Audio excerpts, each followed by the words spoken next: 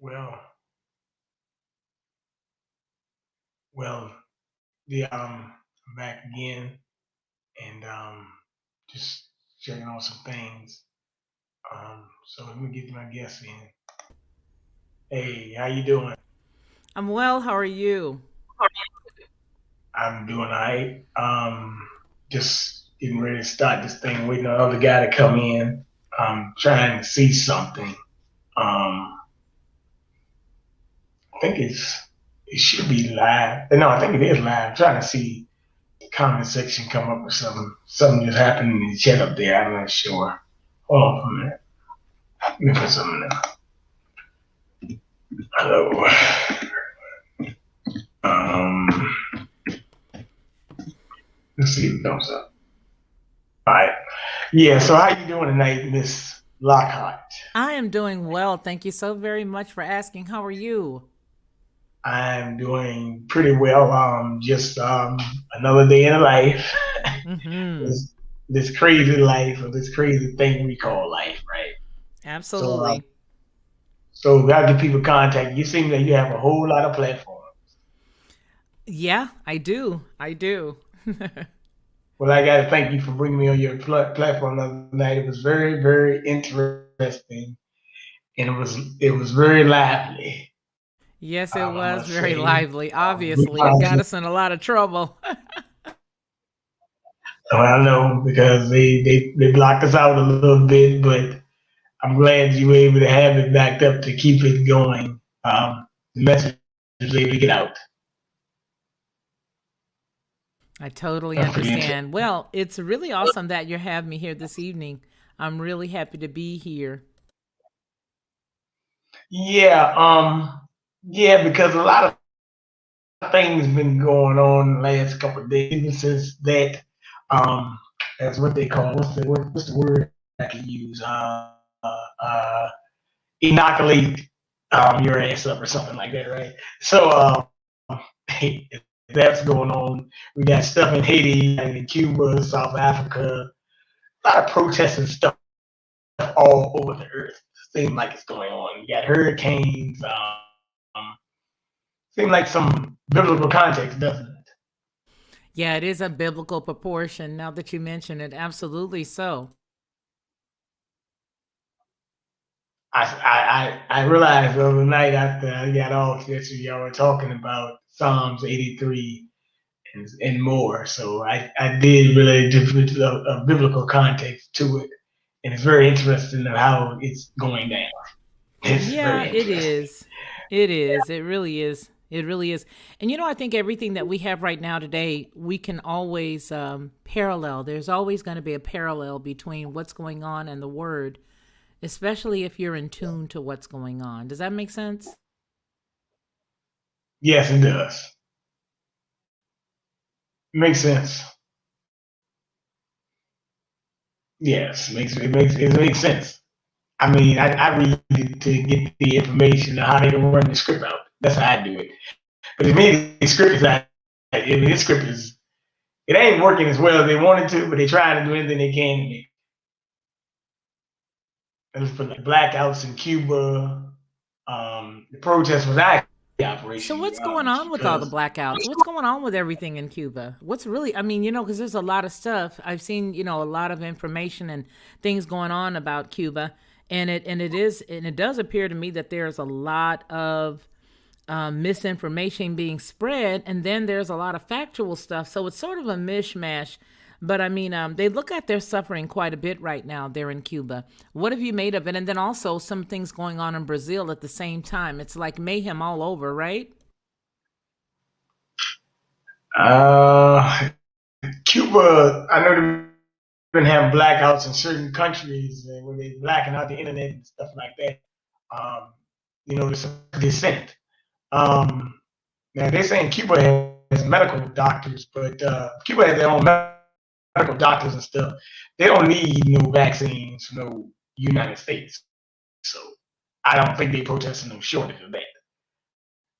But they have had Oh, blackouts in okay. But Are you hearing it's that? Are mighty you hearing interesting. that bit of feedback? There's like a bit of either it's like a rattling noise, almost like an electrical interference or something. Are you hearing that? Is that on your end? Unless it's the refrigerator, I don't hear nothing else. Okay.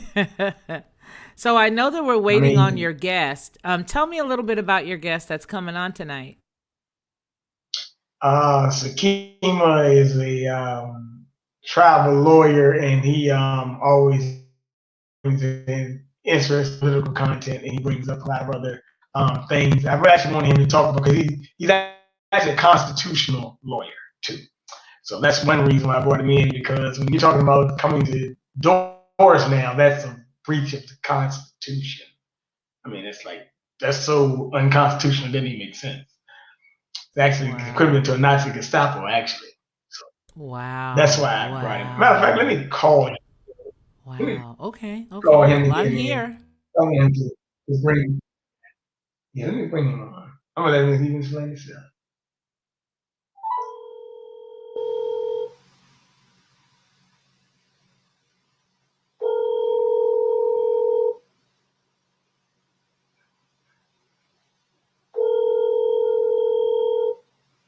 Yep. Yeah, I'm on. Okay. You got it? Did I get it? Yeah. That's it. Yeah, 18. Yeah. Okay. Gotcha. He'll be on in a second. Um,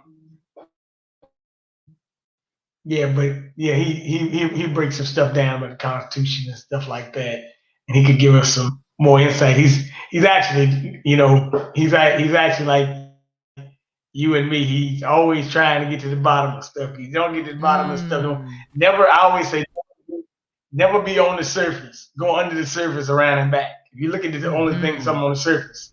You know, Mm-hmm.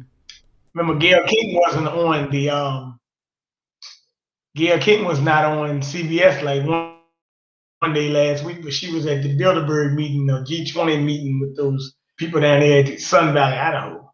And then this morning she was on. Dr. Fauci said, "I don't want to. I'm not going to let my family have been stabbed or whatever." Right there, she says, "I'm going to leave my family over Thanksgiving if they're unvaccinated." That's what she said.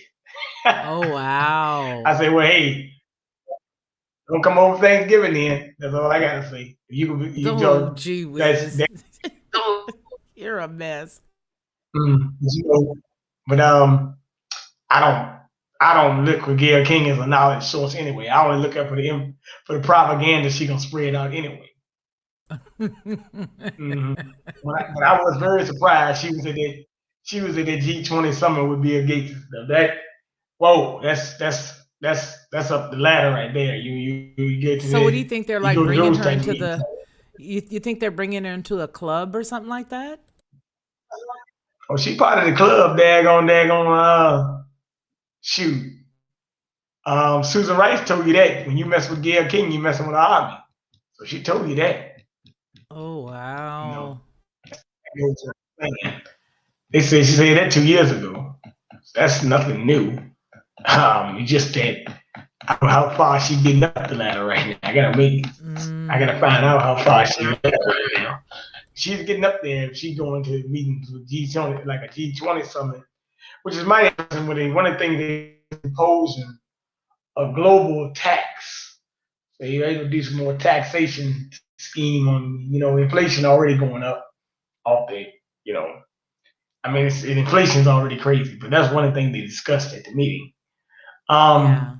And it's a couple other things as well. But I think that we got to get ourselves together, and we got to figure out how we're going to get back to the basics of. Um, we got to cut the clown shows and buffoons off. They are really, really getting. They're getting extreme too. We got to learn how to take these puppets out of our circle and connect with our people that want to connect with us, and they want sayonara. Hey, I catch you on the other side now. The only thing I don't know is the other side is that going to be at the family reunion or is that going to be in the funeral graveyard? I don't know which one it is. So I can't figure it out. See, I can't figure out which one it is right now. Because either way, I mean, the way it seems like to me, hey, they say there's always a saying. To the victor goes the spoils. Somebody got to live. Somebody got to die. That's just the way it is. But I am amazed at how many people have lived their lives in fear and suppression, censorship, blacklisting, you name it, over the last year. And I say one thing I always say, these people are really, really out in the open now. They are really, really out in the open. They don't even bother to hide this stuff anymore. So I'm glad that they don't hide it anymore. But at the same time, you know, a lot of people don't believe you anyway. So they can do things out in the open now because you don't understand the language. And that's what I always say, understand language, terminology. Like, I'll give an example. What do you say? You say Yahshua, right? Yahweh. Okay, that's what you say. Okay, well, that's good. But to somebody that's unfamiliar with it, it might scare them. Like, what are you talking about? What do you mean? What are you saying? I say, this is what I say. I say Jesus. I say a lot. Somebody might get scared of something. Nothing to get scared of. I mean, but people it's like a fear of the unknown thing. It's like a Twilight Zone thing. And I'm not sure if you probably watched it. You watched the movie The Wizard of Oz, right? Oh yeah. Okay. And if you look at The Wizard of Oz, you see Dorothy got hit in the head with a brick, right? She couldn't remember where she was, right? That's right. It's kind of like the black man. He can't remember where he is, right? I mean, he don't know he up, coming down, round, whatever, right? Okay. Then we get to the scarecrow who say, I don't have no brain, but somewhere he was able to think, right? So he got a brain, right? Tin Man say he ain't got no heart, but then he does something great with a lion, and the lion is a coward, did something courageous. But Toto, the little dog, pulls the curtain out of the wizard, And things you'd never expect, yeah. And after you pull the curtain off the wizard, you realize he ain't nothing but a little pipsqueak anyway. And let me, with that being said, let me get this guy in. If women say their rights not connected, what's going on here? He got connected mic, but he's in his back. So I get him on. But yeah, so the wizard isn't really all that scary as you think he is. Oh, he is. Now I can get him. What's going on? How you doing? All right. Glad you're on. Go ahead and explain who you are, brother.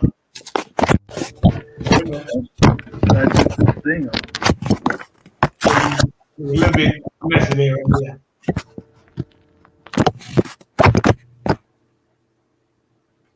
Look like you got a little problem there. Oh, I see you now, but you look a little faded. How you doing? All right. What's going on? Not much. Got this lady from the Lockhart perspective on, Felicia Lockhart, and she came to join us. I told her that you were a lawyer that was into constitutional law, and we wanted to talk to you about a couple of issues. Hello. So go ahead and explain Very pleased to meet you. Very pleased to meet you. Felicia Lockhart? Yes, that's me. Okay. He's laughing. My name is Felicia Lockhart, and I'm the host of the Lockhart Perspective. Lockhart Perspective. Yeah. Okay. So, Sakima, so I wanted to ask you, because I had talked to you earlier, and you're a lawyer, you know some good information. So when you first heard about this door-to-door campaign thing, what were your thoughts? Well, communism. First thing I thought was communism, because that's what they're trying to do. And knocking on people's door, that's a constitutional violation. Now, they can knock on your door, but they can't knock on your door and force you to take a vaccine, because That's a violation of your liberty. It's a violation of your constitutional privileges and immunities. Now, may I ask you a question, Ms. Lockhart? Certainly. Do you have a constitutional right? I believe that I have inalienable rights that were given to me by God. Okay. But same above, so below, and so above, so below. As above, so below. That's that there. Yeah, well, you're Right. pretty much right about that. Yeah. So what's in your spirit had to be brought out and brought into the physical, because what's in the spiritual you can't see. Absolutely. So it has to what you see, what you operate on, how you govern yourself, that has to be brought out into this physical world, even though it's an illusion. Agreed. So it has to match. Mm-hmm. Mm-hmm. So the Constitution matches Felicia Lockhart's physical or spiritual position that you just stated. Correct. So that's what is in play, which goes into inalienable, because inalienable means spiritual. Correct. So if it's so in the spiritual, it has to be so on the physical. Let it be so. Amen. Right. So the Constitution is a mirror of what's in Felicia Lockhart's spiritual. Mm-hmm. So where in, because the spiritual doesn't require us to have any of these things. Correct. But there is a certain, in the spiritual, there is decency and order. That's right. So it has to be that on the universe or in the physical plane. So where in the Constitution, which is the closest, which is the mirror of Felicia Lockhart's spiritual position, where does it say that we have a constitutional right in the Constitution? It doesn't. Exactly. So if we don't have a constitutional right, well, then what do we have? We just have our God-given right to exist, to be. Right, but you can't use that because Felicia Lockhart's total being has order and structure and specific spiritual laws. So the spiritual laws have to mirror the physical laws. I see you. Mm-hmm. So being that the physical laws are here and do match Felicia's spiritual laws, we don't know what those physical laws are. Correct. We always say, oh, God, your inalienable rights and all this stuff. But where does it match? And that's what we don't. It does, but we don't know where. Mm-hmm. So you answered correctly. We don't have a constitutional right because nowhere in the Constitution do you have a constitutional right. Now, spiritually, Felicia Lockhart has a unalienable right, which is actually a privilege and an immunity. That means you're privileged from a lot of spiritual things, such as, I don't care what religion, the negative force, the negative powers, Satan, the devil, whatever you want to call it. Mm-hmm. Whatever you want to call it, cannot just come and take over Felicia Lockhart. Mm-hmm. That's a privilege. Mm-hmm. So whatever, then other things that Felicia Lockhart does in her life existence, she's immune from certain things spiritually. That's right. So where does it deal with that? Well, Article 4, Section 2 of the Constitution specifically states that we have privileges and immunities. So being that we have a privilege and immunity, there's no such thing, like you said, there is no such thing as a constitutional right. I always tell people, I say, okay, I deal with a lot of lawyers and government officials, and I got to go to court in the morning. I say to them, well, show me. I said, we have a constitutional right? They said, yeah. I said, well, show it to me. I handed them the Constitution. Yeah. Show me where it says it. They can't find it because it doesn't exist. But it does say we have a privilege and immunity, Article 4, Section 2. Correct. All right. So going around to your house to try to force you or to see if you took the vaccination is a violation of your immunity clause or your privilege clause. Government is Hey, not allowed, wait a minute. Inoculation. Inoculation. or inoculation. Yeah. The inoculation it's a violation of that. It's because it's a complete violation of law, federal law, constitutional precedent, the Constitution, and state constitution, and state law.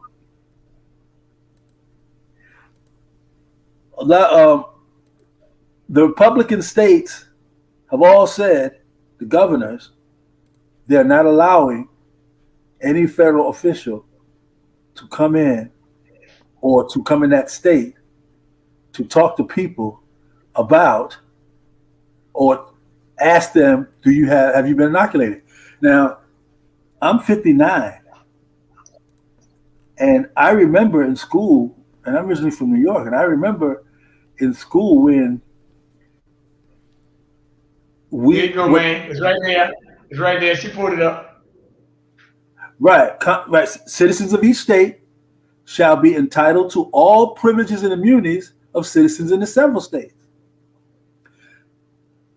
So that's the clause. And I've had a lot of prosecutors and other attorneys in court that's dealing with people that I was dealing with. They would say, Your Honor, can you bar them from you for claiming Article 4, Section 2? Just say, I can't do that. Because they don't want people to know about this. Well, that would Especially be us. pure insanity to attempt to prevent you from using something that's A, public record, and B, just is. So basically, you're not supposed to be privy to any of the articles. Studying law and being an attorney, they're expecting for you to just not exercise all due diligence as it relates to protecting whatever the cause is that you're there for. Correct. And mainly Wow. it's mainly singularly because we claim to be something that does not exist in law. So is this the same thing as when you hear people, and pardon my ignorance, and I'm fascinated by what you're sharing, but sometimes you hear people say things like, "Oh, it's a legal fiction," or "It's a legal," and that type of thing, like the whole all caps name. It's not who you are, and you hear about a lot of different things. And again, I know that I'm stabbing in the dark, but as you're speaking, certain things are beginning to permeate my mind. Tell me a little bit more in depth about why someone would feel, or an attorney would feel, they would have the right to even ask that this be removed. What would be the basis of that? Because again, you are calling yourself something that doesn't exist in law. Now we can talk about that all day long, and we can be that in general social commentary. Black, colored, Big Daddy, Sugar Smooth, all those, Big Mama. right? Anything you want to call yourself, but in law, that doesn't make no provisions. The Constitution makes no provisions. The federal law makes no provisions for Black people. Now, under the Naturalization Act, it does make provisions for white person. So with all specificity, we are pulling out or exiting the black, quote unquote black, or person of copper shade. For all intents and purposes, we're pulling out and using a quote unquote black person as an example of what the point is you're making. Okay, go turn to the preamble of this. Okay.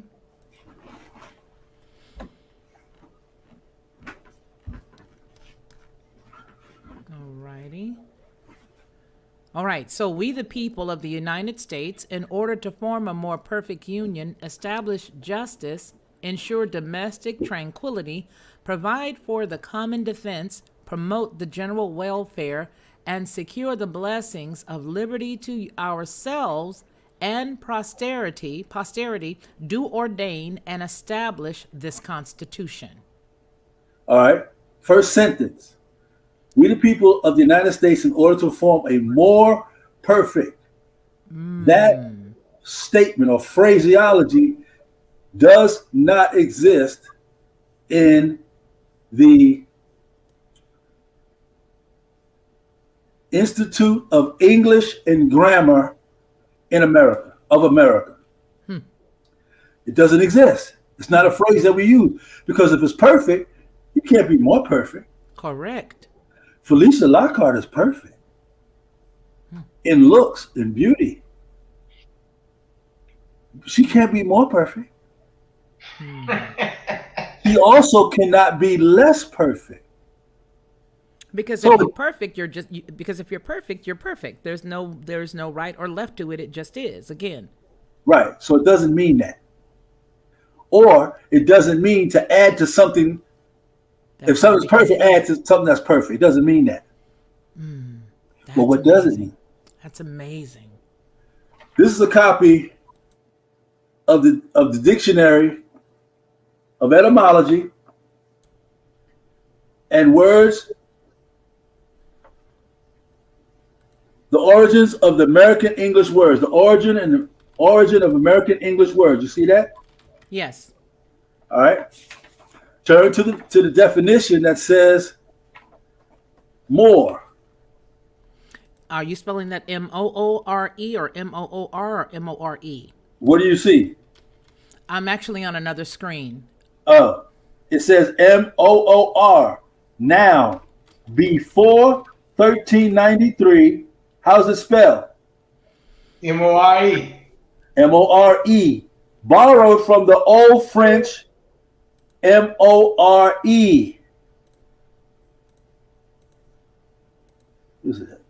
Yeah, from the Old French, borrowed from the Old French, 1393, before 1393, more, borrowed from the Old French. How's it spelled? More. MORE. More. Yeah. You see that? Yeah. So that word in the Constitution that said that's More is the Old French spelling for more. Now, this is just one particular reference scholarship. The Dictionary of Etymology, The Origins of American English Words by Robert K. Barnhart. Now, you can also go and get the book Nature Knows No Color Line. J.A. Rogers, page 72. It also says More is the French spelling for Moor. Also, another book, another scholarship. You can go get the book Ancient and Modern Britain. I have them. They're downstairs. I'll go get them so that you can see them. Yeah. I would love it. Page 49. Volume This is 1 is 2 amazing. volumes. 1 and 2 is called amazing. Ancient and Modern Britain. Volume 1 and 2 by David MacRitchie. Page 49 also says More is the French spelling. So your ancestors who wrote the Constitution were Moorish Indian or Indian Moors. Not none of these Moorish organizations today. Correct. Not the rise of the Moors, these guys in Massachusetts. None of that. So we are specifically mentioned in the Constitution, or more specific, the preamble. Wow. Wow. Now, it says this. Go back, if you pull back up to the Constitution, I'm going to go get those books real quick. All right. No worries. To the preamble. Okay. Back to the preamble. Okay. Open up the ability for me to move this, and I don't mind pulling it back up. Right Okay, I'll here. go back in. Oh, You got it? we go. Well, I got to go back to the regular screen. Okay. Yeah. Okay, so there, I've got it back to the preamble now.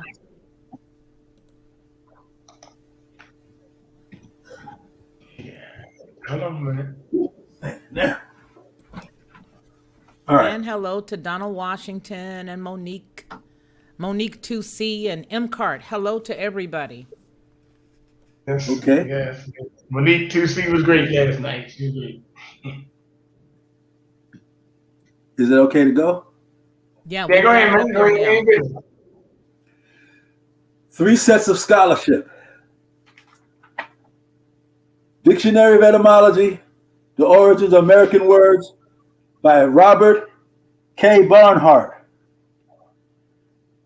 All right. Nature knows no color line. J. Rogers. Ancient and Modern Britons. David Magritte. All right. Page 72.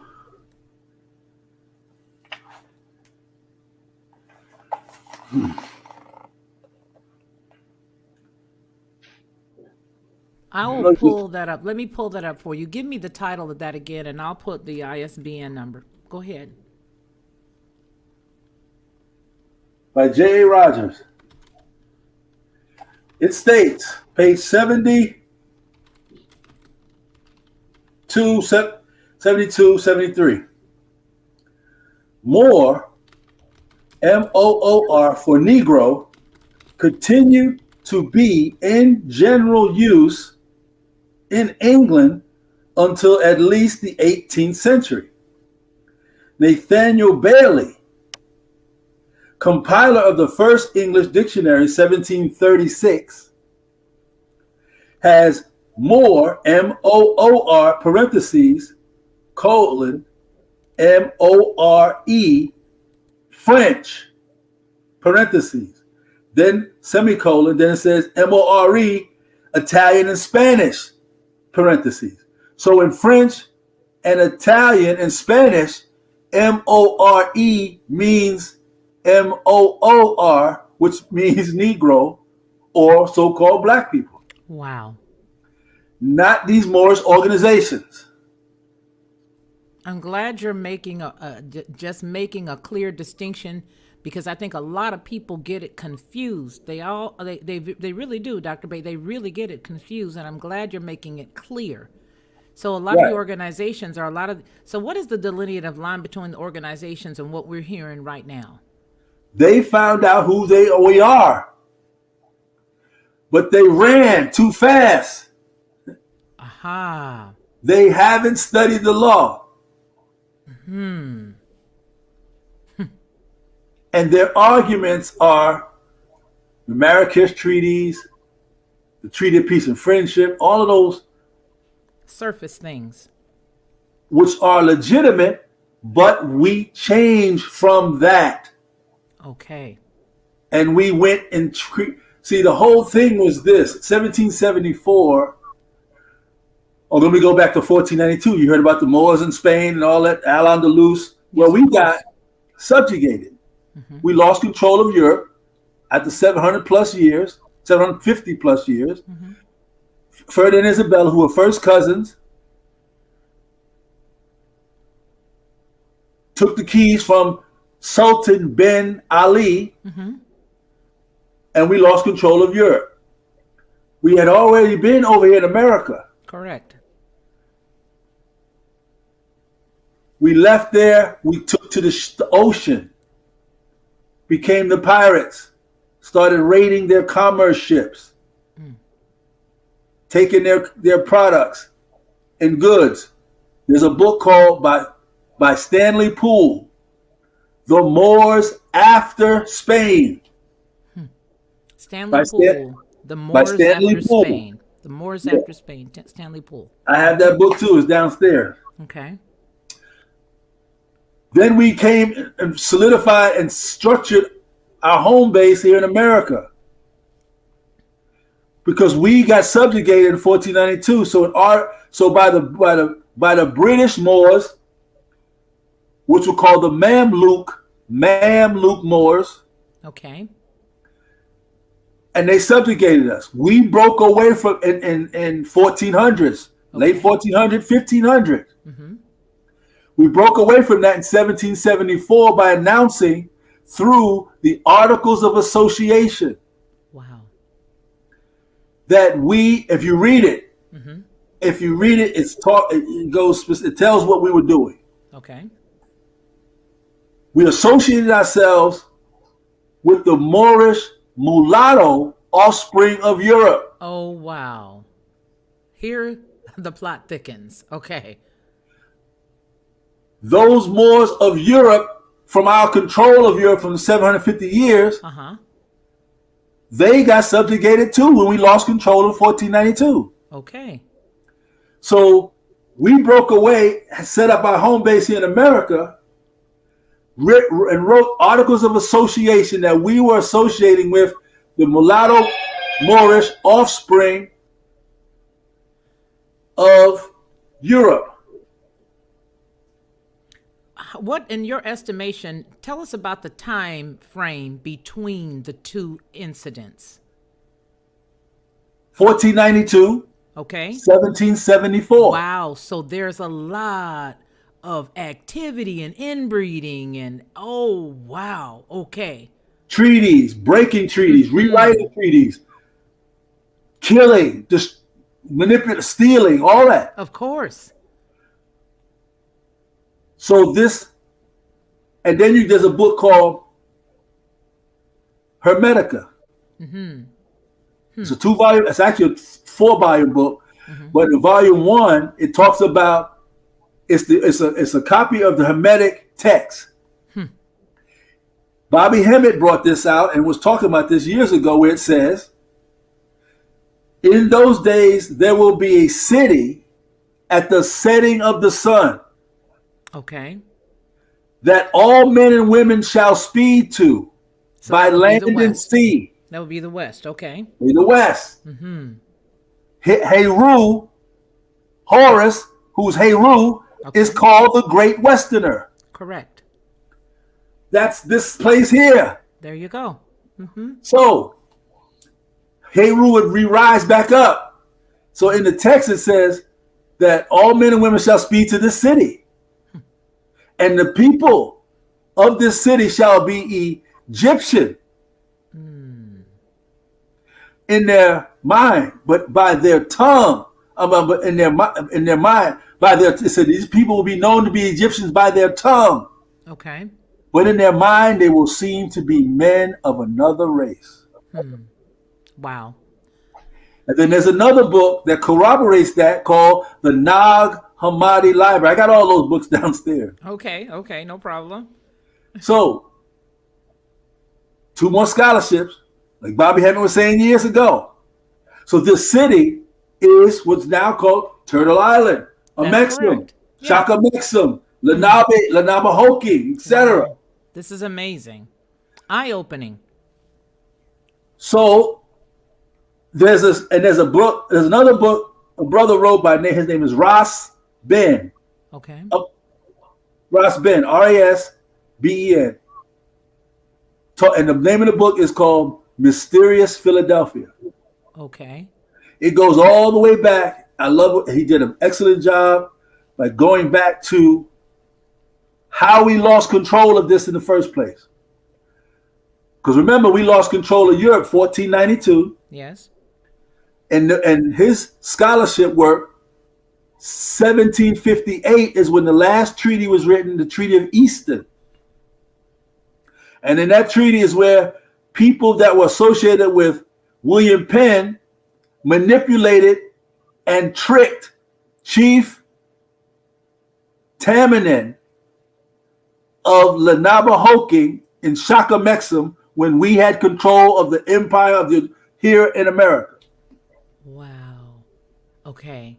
And from there, 1758, all the way up until late 1800s, turn of the century, the killing, the stealing of people, and what he documents, which is beautiful. He shows how they didn't have slave ships or didn't steal us from another country. Just like Dane Calloway's talks about, and the movie 12 Years a Slave. So let me put a pencil here. I want to welcome M. Cart and then Robert Phillips. Thank you, thank you, thank you. I am a guest this evening, just as you are, and I just want to welcome everybody. We have Dr. Bay with us this evening, and I just want to say what a wealth of information and what an eye opening opportunity it is to hear this great and exceptional information. If you all who are watching have the opportunity or the wherewithal to share this information out while it is live, that would be exceptional. And we would be so grateful for you doing that. I just have to say. So now let's just get caught up right quick because I want to ask a couple of questions. You've got my mouth salivating, as I know everybody else is as well, really eager to hear this information. And I you know what? I am sorry, King BJ, but I just cannot help it. This is such good stuff. It's rooted in truth, and you can feel it. Everybody in the chat, I'm sure that you can feel when something is the truth, it just resonates with you, and it's resonating with me. I'm over here vibing in Alabama. So let me ask you one quick question. Is this the reason why and I always say this, I never heard my mother and grandmother share anything with me about wonderful loved ones coming from Africa, because we are from the Delta of Mississippi. And I remember hearing my mother and my grandmother talk about how they had rows and rows of cotton and rows of land that belonged to them in the Delta. And so everything is based in finances, right, Dr. Bay? Do you think that it financially it was some type of financial appeasement to make folks try to pull this stunt? Everything is based in money, right? What was the reasoning, and how did we get here believing that that the opposite is true? It's so hard to shake people out of that tree once they get into believing that because we are from someplace else. We control all areas of the planet. And when we set up the constitutional structure here in America, it was all for the purpose of one thing: business, business, business, because Felicia Lockhart is the autochthon, Aboriginal, Indigenous, American Indian Moor. Together, not these Morris organizations. Correct. That's are. My I don't mean to cut you off because I want to agree with you here. My mother is Cherokee. My mother is Cherokee, and because of her mom, we're Cherokee and Creek on my mother's side. And then on my father's side, his grandmother is a round-faced, dark-skinned, beautiful, blue almost woman from Choctaw, the Choctaw Nation. A man from Ireland came through New York, went down to Mississippi for whatever reason, found her on her land, married allegedly, did not marry, but had several children, a duplicate family with her right there in McGee, Mississippi. And now, to this very day, that small little area that was populated in the late 1800s, the majority of those with the last name King are all white and all have some type of governmental position, and that is what my lineage is, the Kings. Well, we get that from this cat. But so they knew if they came down here and hitched their wagon, they could have anything that belonged to her. Is that right? Right, because being that we are the original, we are the autochthon. Indigenous, right, autochthon, Indigenous, Aboriginal, first American, because there's two types of Indians in law. Okay. Before 1861, you have the American Indian, which is you, us, King BJ, and everybody. After the Civil War, 1865, you got the Native American Indian. And Dane Calloway brings out a very good interesting point where he talks about we are not black, we're Indian. Me, myself, I'm Choctaw. My dad and his mother, my grandmother, who told me ever since I was 6 that I'm special, that I'm an Indian, I'm not like everybody else. Mm-hmm. Mm-hmm. So this is who we are.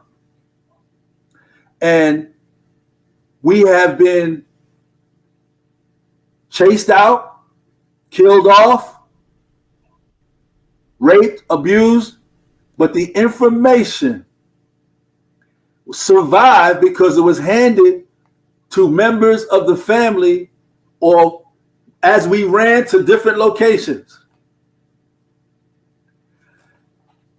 We are the ones that own this land, and we're the ones that wrote the Constitution. I just showed you that. We the people of the United States. See, we all so-called, and this is, and then and the two types of Indians in law. 83 CFR, which stands for Code of Federal Regulations, specifically states two types of Indians, the American Indian and the Native American Indian. Also, acknowledgement and recognition. Those are two separate things. So, being that we are the original or the American Indian by law, and the Constitution was written by us, where our name is in it, I just showed you the more, and the Indian, then you go to Article 1 of the same Constitution, and it says, well, if you talk in the Article 1, we got the preamble, then it comes down to Article 1. And then it goes in to say representation and taxes may be included within this union. Under Article 4. Article 1. Okay, Article 1. And the section is? Just Article 1, Constitution. First page. Okay. And it says representation and taxes may be included within this union by adding the whole number of free persons. Then it says, those bound to service for a term of years, Indians not taxed, 3/5 all other persons. Wow. It does not say black, Negro, African American, niggas. It don't say that. I think you made it plain. All right. We've already established where we so-called black people on this video thing here, who we are. We are in the preamble. Yes, sir. And we are the Moors, American Indian, the Autochthon, Indigenous of the United States, not the United States of America. Two different places, two different things, technically. Place in the mind, anyway. If you could pull up the preamble, I can show it to you right there. Let me go back there. Let me go back there. I wanted to take a quick second as I go back. The reason for me pulling up Pratt was because of the fact that there's a misnomer that they were trying to rid this place here, Turtle Island, of another type of Indian. They like to try to divide up. They showed these people, which to me are nothing but glorified Hispanics here, and say that these were the individuals that I think it was a general, Richard Henry Pratt, was trying to get rid of these folks from here, but he was not. He was literally trying to get rid of the original. You, Felicia. There you go. Yeah. All right, now let's stay right there. I mean, no, you can leave that right there, but continuing this explanation in law. 1868, the federal government authorized through the Department of Interior that the Department of Interior can go and sign up Caucasian people to be indigenous Indians. Dane Calloway brought that out very good. Yeah, and we can't even get our names on anything. I can't get my name on anything of truth. I mean, nothing. But my children, believe it or not, you would believe it, but their father, his dad and grandparents were all born on a reservation in Oklahoma, and they are Creek. His name is literally written on a scroll. That's how they, took and put his name there. It was on a scroll. They're not even able to get their information to be even documented. They don't even take the scroll into consideration, and it's because of all the $5 Indians, I would imagine, after they sort of gotten what they sort of rid us of all of the other tribes or nations, haven't they, Dr. Bay? They've tried to, but we know. What part of what I do, see, after 1865, the Civil War ended, where a lot of the American Indian Moor helped the Union Army. And for their help, they didn't get paid because the government or was dismantled. So when we got back control by the Union, defeating the Confederates, the Union Army by order of the president, either McKinley, Benjamin Harrison, you were talking about 1892, 1824, all those years, the president gave land allotments to all of the American. They gave them land patents. Oh my goodness. So part of what I do, people that had these land patents that they were handed to their grandmother's mother, grandfather's father, I helped them reclaim that land by doing what is called a land patent update, or doing a land patent. Because the original land patent came from the president, and it says X amount of acres to such and such. You look at it, it's got your grandmother's, your great grandfather's name on it. Yeah. And there's a procedure you have to do to reclaim that land by updating that land patent, and that's partially what I do, helping people. I got people all over, pretty much everywhere, that I'm helping, that I'm doing that for. Well, I want to stop for just a second and introduce you again. We've got a lot of new people that have joined us, King BJ. We have Ali Himmet. Welcome, and welcome to the show. I want you to just take a break, if you don't mind, Dr. Bay, and please share with everybody who you are and where they can find you and your information.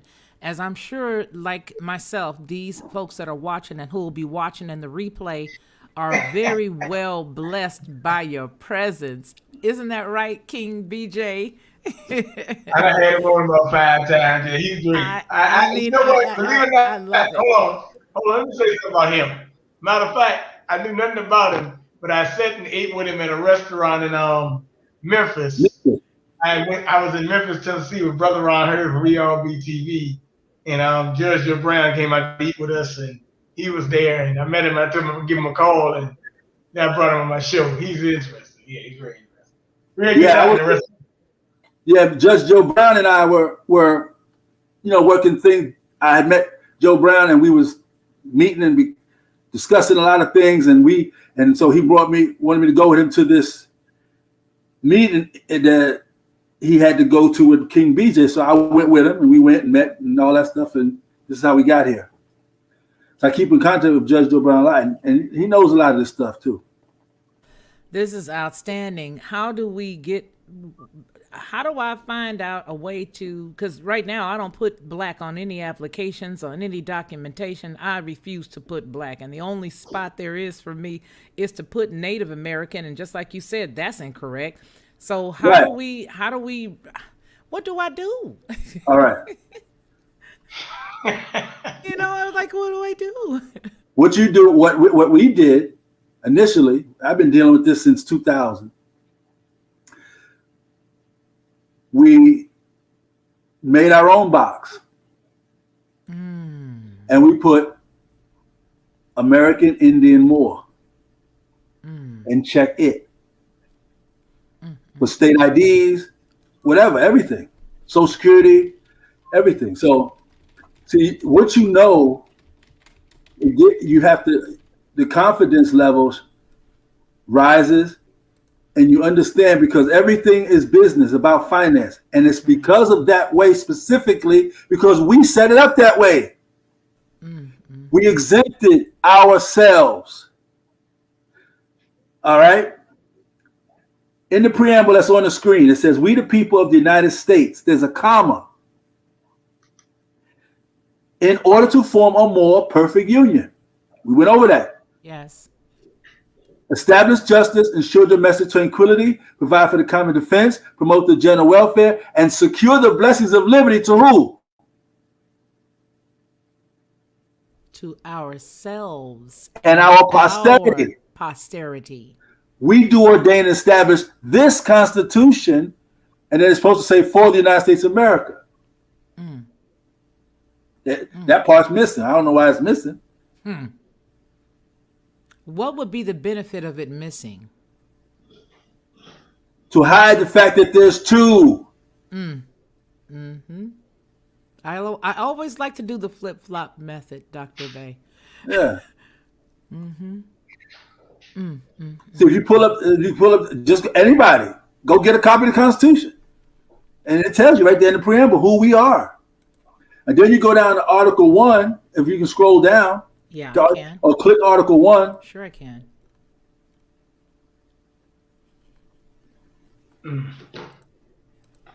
Okay, there's Article 1. What section? 1, right there.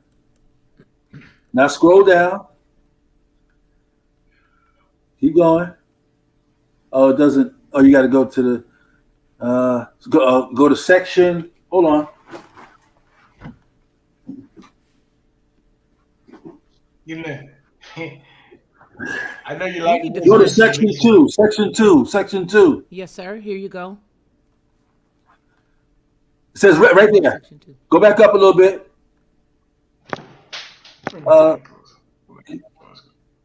Go down a little bit. Right there. Keep going. Right. Go up, down some more. Representatives and direct taxes. Right there.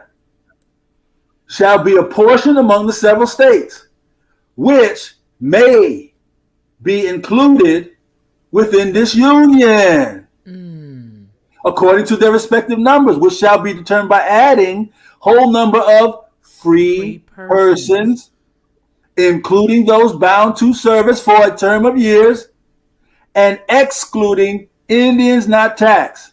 Wow. 3/5 all other persons. Now, the free persons are the autochthon, indigenous American Indian Moor. Wow. And we are of the United States. No one else can join that. No one else can be a part of the United States. That's why if you scroll back up to the preamble a little bit. We got to go back up to that other section. Let me move up there. Yeah, right there. That's why it says, secure the blessing of liberty to ourselves and our posterity, do ordain and establish this Constitution. Is supposed to say, for the United States of America. Wow. I'm actually. Are you seeing chills. that?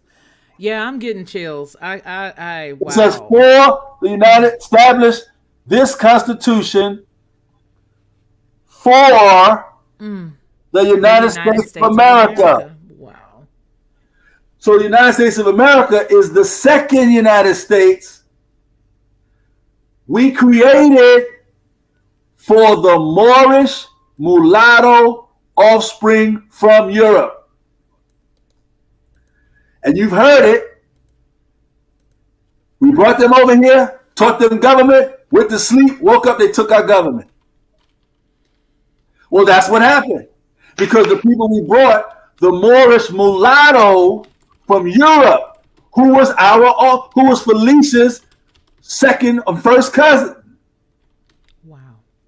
Your brother's children, you brought them here, gave them a government and a home, taught them what you were doing here, let them run it, and went off and came back. They took it from you with the help of the Caucasian. Now, fourth edition Black's Law Dictionary explains there's one definition in the fourth edition Black's Law Dictionary, the definition free white person. It's the only, there's 8 Black Law dictionaries, and free white person is the only in the fourth. It's not in any other dictionary. And that definition explains. I got it downstairs. I'm trying to think if I should go get it. Hey, look, let me say something to you. Hold on, soldier. Hold on. Because, you bring this down to be a long time. Let me say something. Oh, that's the card he got. Yeah, this is my contact information. So you might need to put that in the check because I know you're gonna go. I know she gonna get you to come on her show now after all this good information. Yeah, you gotta go on her show. Good look. I wanted to bring up a couple other things, right? But but go ahead and talk about this about 5 more minutes, man, because you've been knocking this out the ballpark, man. It's like a home run derby right here. Okay, in the 4th edition Black's Law Dictionary, under the definition free white person, it says free white person includes the mixed Russian, the mixed Greek, the mixed Irish, the mixed Italian, the mixed German. The Moorish inhabitants of Spain, of Spain and Portugal, of North Africa, and then it says it does not mean Caucasian race. My Lord. So all of the mulatto Moors from Europe, we brought them to America, gave them a constitution and a government called the United States of America. We are of the United States. I just showed it to you in the preamble. Yes, you did. What section? Right. What section, Doctor? I have it, Black's Law 4th edition. Tell me what section again, and I'm going to click that for the viewers. All right, let me go get the book.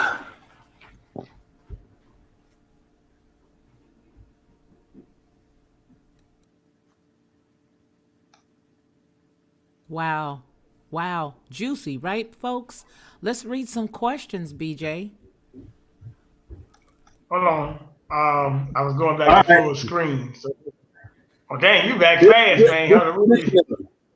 Go you fast, man. All right. Okay. The definition.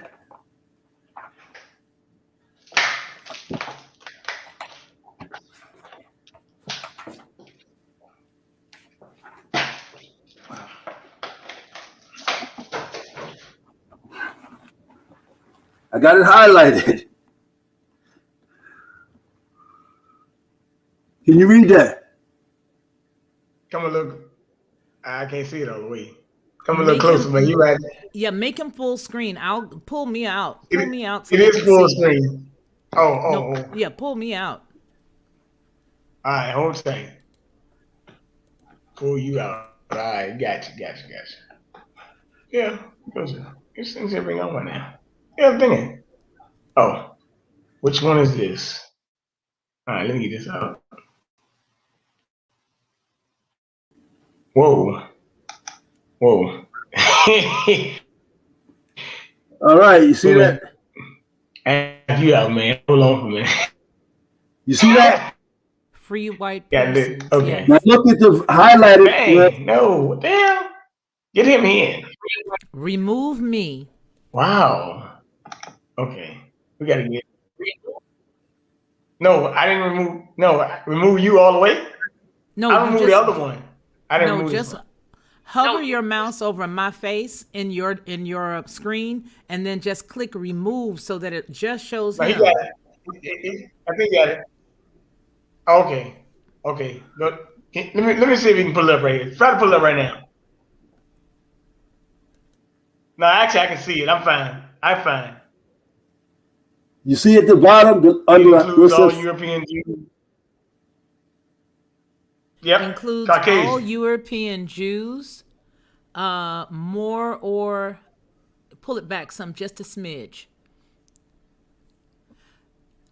Oh, I can pull this up. Okay, so includes all European Jews, more or lesser. Less, right? Intermixed with Celtic. That's right.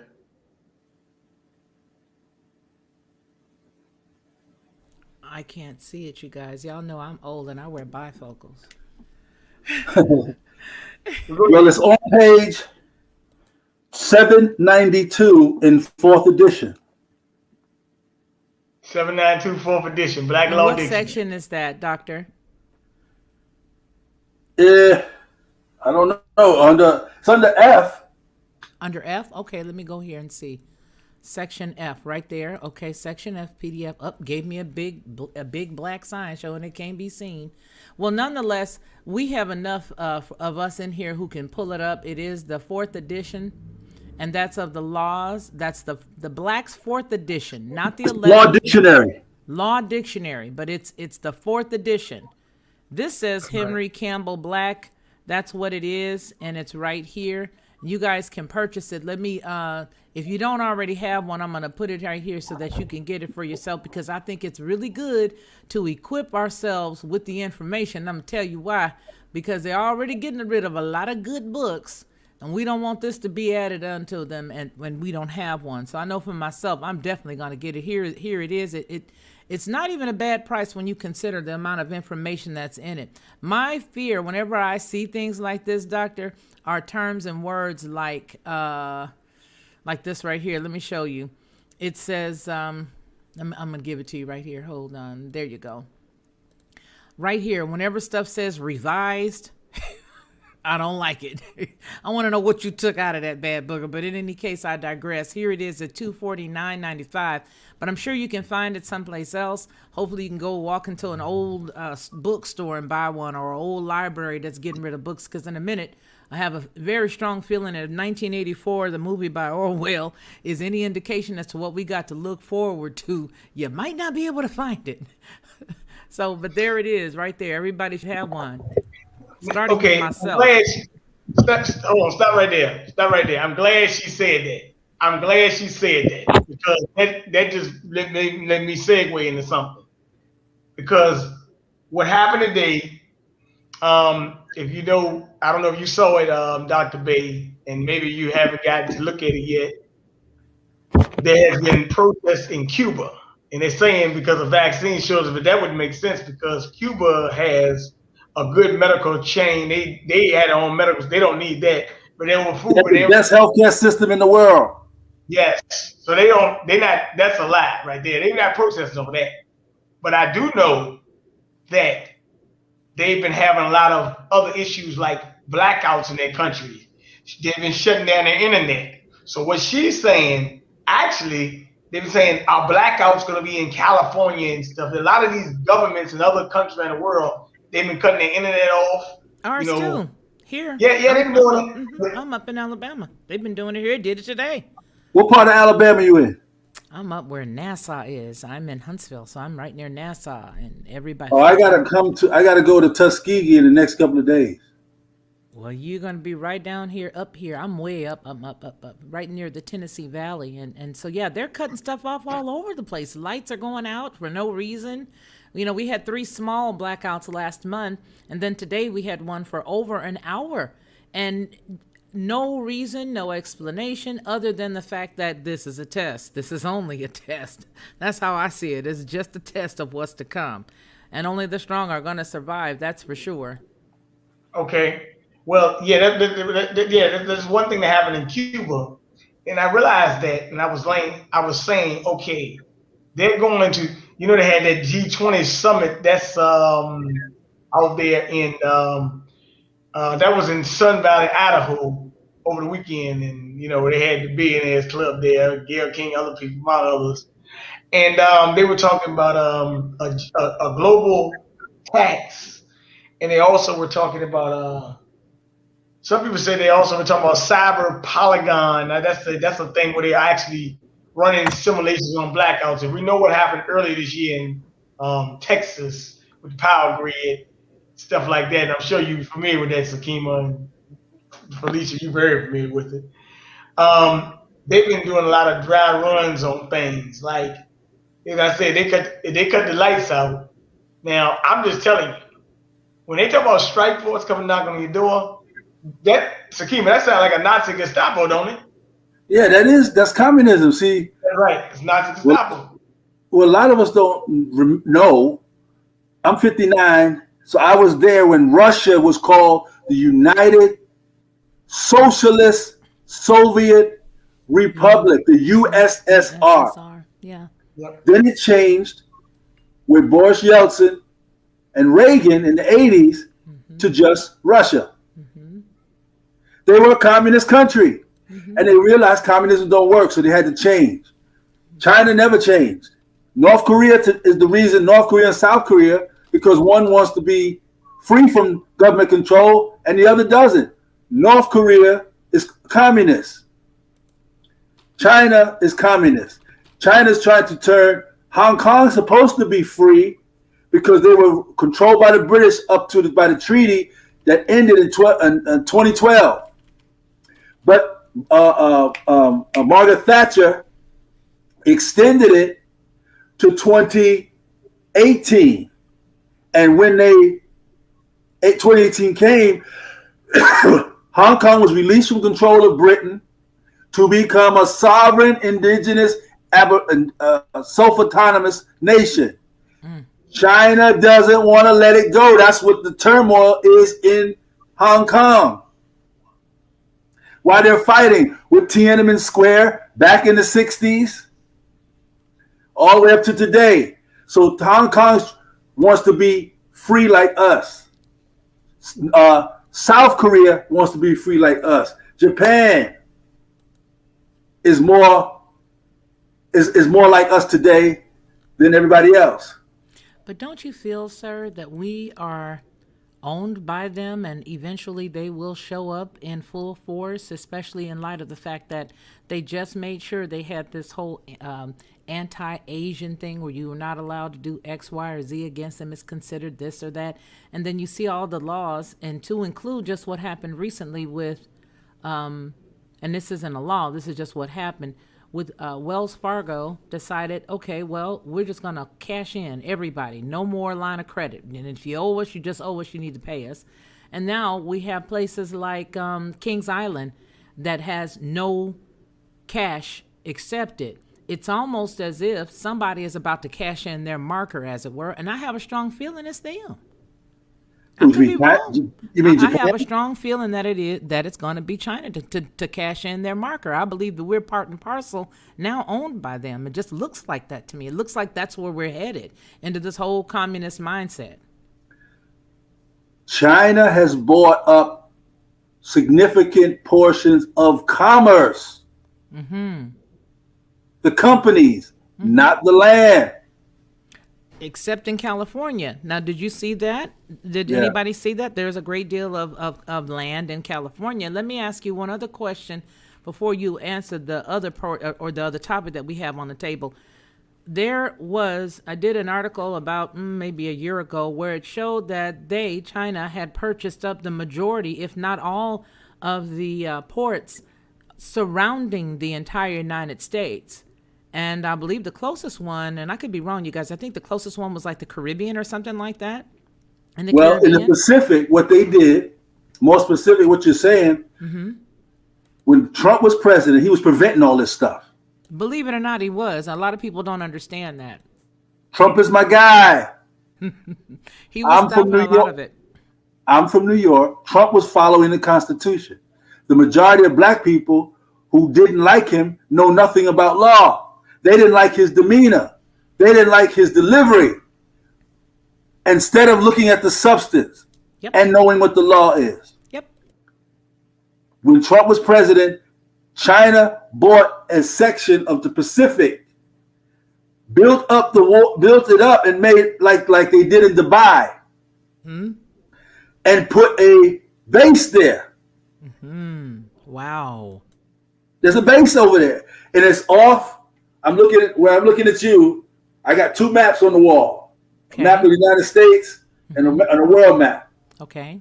It's off the Pacific. It's off those Polynesian islands. Oh yeah.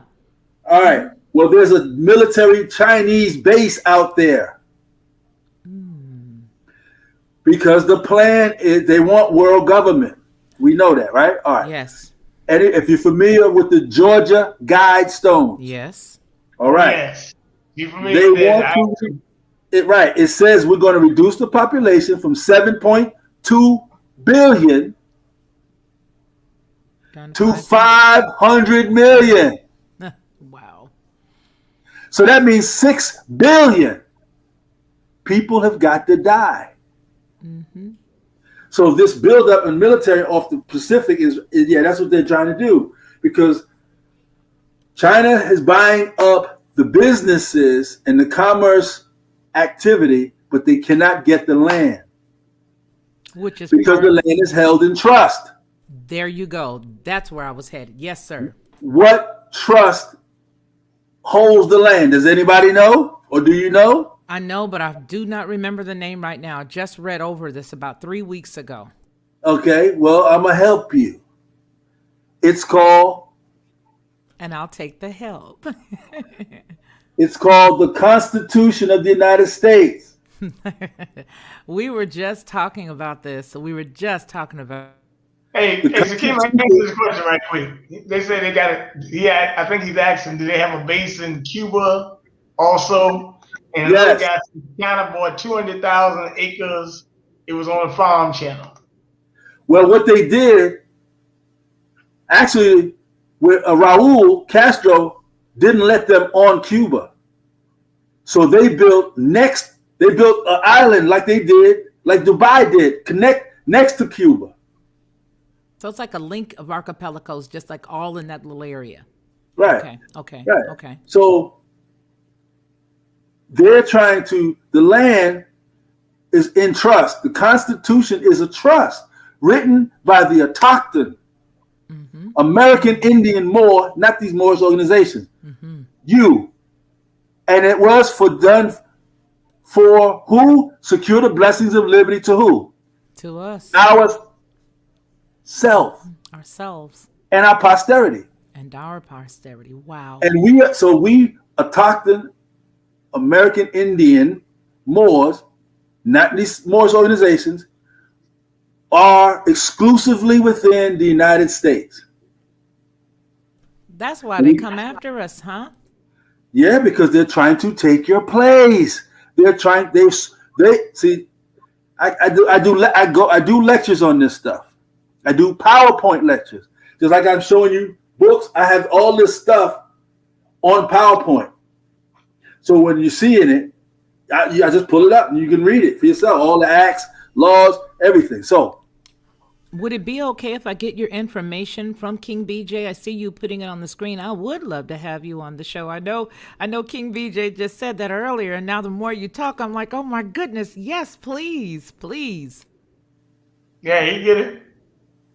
The thing about my individuals who and I don't call them followers, I call them co-laborers, because for whatever reason, I think it was because for a long time I was considered a conservative anomaly. A lot of them follow because I believe in, I just believe in where I was born. Now, let me just say this. I know that it's not right, but I have lived in other countries and I've seen what goes on in some other countries. So for me, I'm cool where I was born. I just want stuff to be right. With that said, a lot of people who don't look like me follow me. And I think you know that, BJ, by looking in the chat the other night while you visited on our channel. There's a lot of folks. It's a very supportive group. But what I've been telling them is a portion, not nearly everything you shared, but just a piece of it, so that when they see me and they hear me say certain things, they understand why. And so I think it's important for everybody to know, because to me, I'd rather everybody know this truth versus just folks that look like me, so that we can push to get whatever needs to be changed, not necessarily legislatively, because we already know they're going to fight that. But if the mindset of people, as we see, when you change the mindset of a person or a group of people, it doesn't matter what shade they are. If they're all in concert together, it changes things. Look at everybody running around accepting these people that don't that are full of testosterone, racing against people who are full of estrogen. And I'm gonna say that for the safety of your channel, BJ. But look at that, how everybody is now silently accepting just stuff that's ludicrous, just things that just don't make sense, but they're silently accepting it, and that's my point. Hey, Dr. B, I think the guy Yeah, wants to know what's your take on the Moors that got arrested in Boston. yeah. They said they were going to train, and they're the rise of the Moors. Idiots. No, I ain't condoning that. I mean, they can do that, but the way, see, we don't understand the law part. We're of the United States. We're the autochthon, indigenous, the first American Indian, not Native American Indian, before 1861, who are the posterity who of our ancestors wrote the Constitution, which is a trust. The preamble is a will. We're the will. We're the posterity. Well, who wrote the trust? The people of the United States were doing and setting up a more Indian perfect union. Can you spell the autochthon? I apologize. AUTOCHTONO,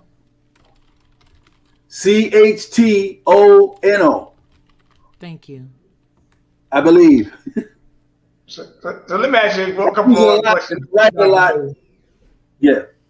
Let me ask you a couple more questions. So, like a couple things I want, because I always talk about a lot of subjects. So, what about this thing? And what do you think about the thing that happened in Haiti and the arrest of the South African president? In Haiti, the situation, which is the assassination. What do you think? Did you hear what he said, the president, before he got killed? Yes.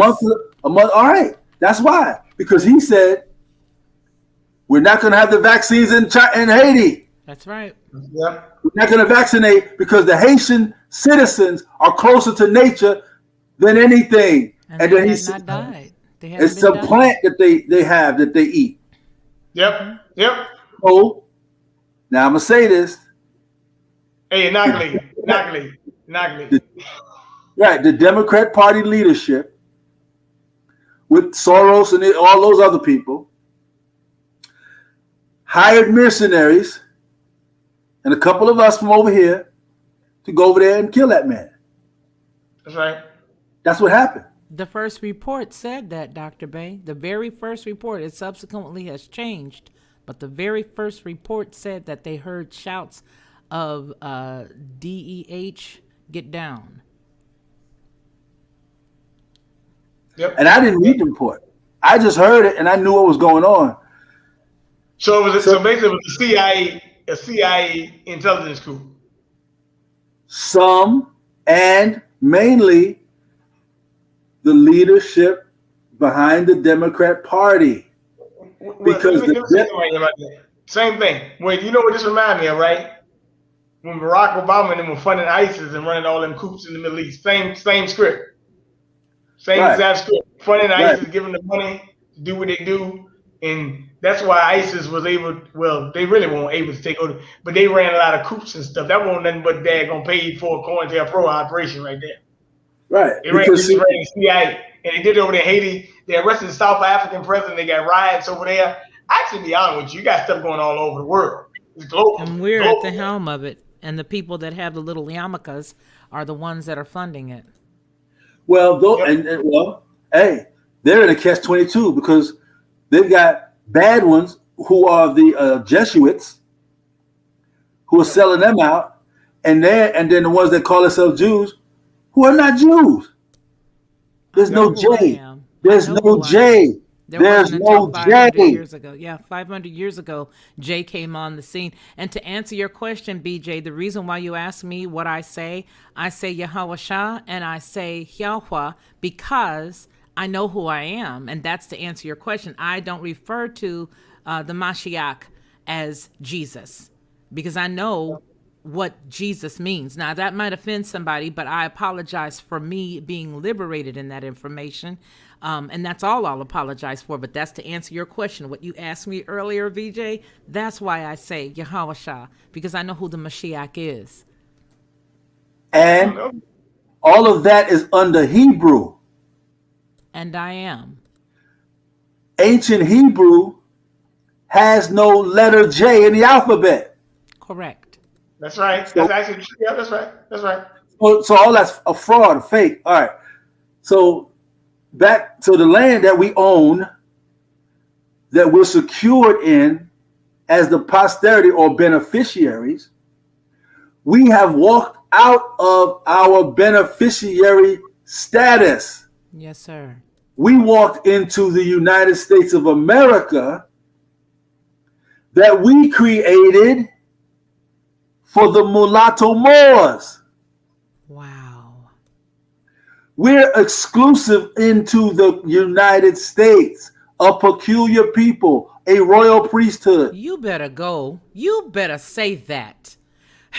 You about to get me to run around this living room. You better preach. Go, go, go. Finish. I'm telling you, I'm about to run. Wow. So we can never, getting into governmental positions, do what the Caucasian does.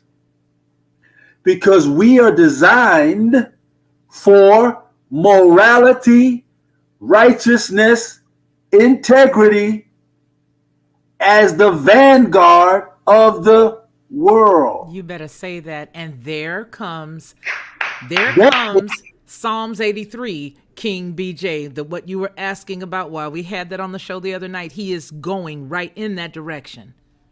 They are of that lesser element. Yes. The Caucasian does not have the capacity to be truthful. Oh, my Their God. whole existence is artificial or a lie. Wow. So they have to lie. And they don't like it. They know it. But they can't follow the true ones, the real ones, the autochthon, indigenous, because they are out of their damn mind. And they don't know who they are. And they want to follow you because you can help them break this biological, spiritual, chemical program that they're in to become at least a human. Whoo. Oh, my. Hey man. Hey look. Hallelujah. What is- Hallelujah. Hey look. what- Make sure huh? I sleep. Hey look. I was sleep real good today. Look. Yeah. Okay. Hey, Bishop Scott, how you doing? Great to have you here. But look. But let me say something to you about this now. I'm glad that this is very interesting. I just wanted to say about another thing, Sakima, because I wanted to bring up another little interesting point. Because I've been reading a lot of reports. Please They've been don't putting forget books. your point, though, Dr. Bay. I want to hear him finish when you ask that question. I just want to I'm have gonna him let you finish. get to it. Yeah, go ahead and finish, because I'm gonna ask you something in a minute that somebody just sent me, and I'll send it to y'all after you get on the show. But I'm gonna read like a part of it. But go ahead and finish so I can get to that part. What I want to read. Bobby Hemmett even talked about this years ago. That when he was talking to certain white people that he knew and other white people that knew in certain places in his lectures, they said to him, "We know we are not real." They said this to him. And that's a scientific, spiritual fact. Wow. We have fallen from grace to the pit of the pigsty. Wow. And the ones of us on this thing here tonight, we basically have climbed out of that pit, cleaned up, put on some good clothes, and now we're trying to figure out what the hell happened to us. My. How do we get in there? How profound. And the ones of us that do know, that have walked away from it, got out of it, went way down this road, not the broad road, that very narrow road, where the secret information is, come back to get you, to bring you down this road. You like, ain't no lights on that road. Ain't even the road is paved halfway, and then it's dirt and rocks, and little creeks. Yes. So Mm.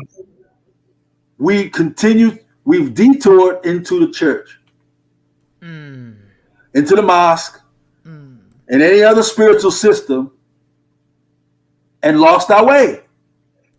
How do we get back? What are they doing to you today? How are they subjugating you? How? By what? A lot of propaganda trying to tell you to take some illegal injection. No. They're doing it by law. Of course. Back to Coda. Back to the beginning of where we started tonight. Absolutely. So we got to learn law. Absolutely. The pen is mightier than the sword. That's right. And we don't know how to yield this weapon.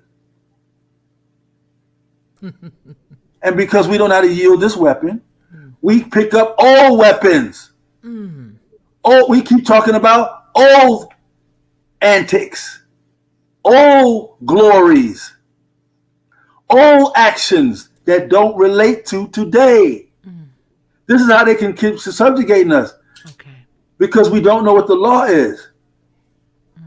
I just showed you some things, the basis of the law. The Constitution is a trust. The land called a Mexam, Shaka Mexam, Lenabahoking, Turtle Island, all that is in trust. But if the people who are the beneficiaries of the trust, like the rich man had the sons, Abraham, and was it Abraham that went one to take his inheritance and go?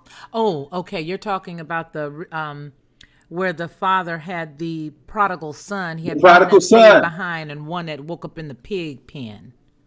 And we and the other ones of us, like myself and others, who stayed home, studied the law, sought our inheritance, protected the empire, even though our brothers and sisters wanted to run amok.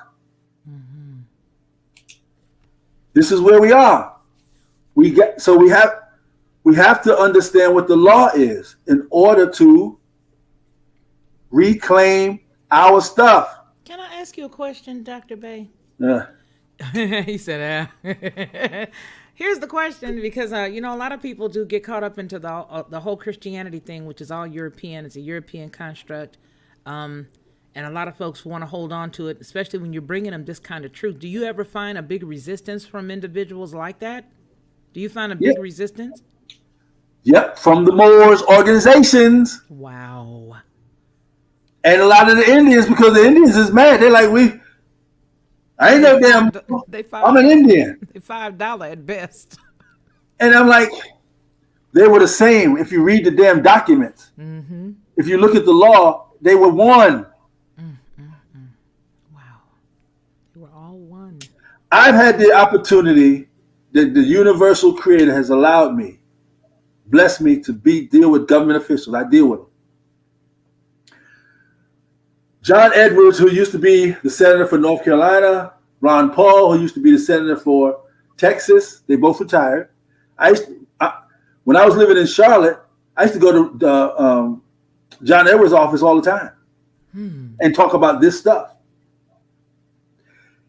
And I've had some people come from or talk to me dealing from government and said that I had some special situations that they showed up in particular places and asked me questions because there was some things that happened and they wanted to know where my mentality was, and they realized that it was here, like this, not for violating the law, subjugating the law, none of that sovereign citizen thing, this.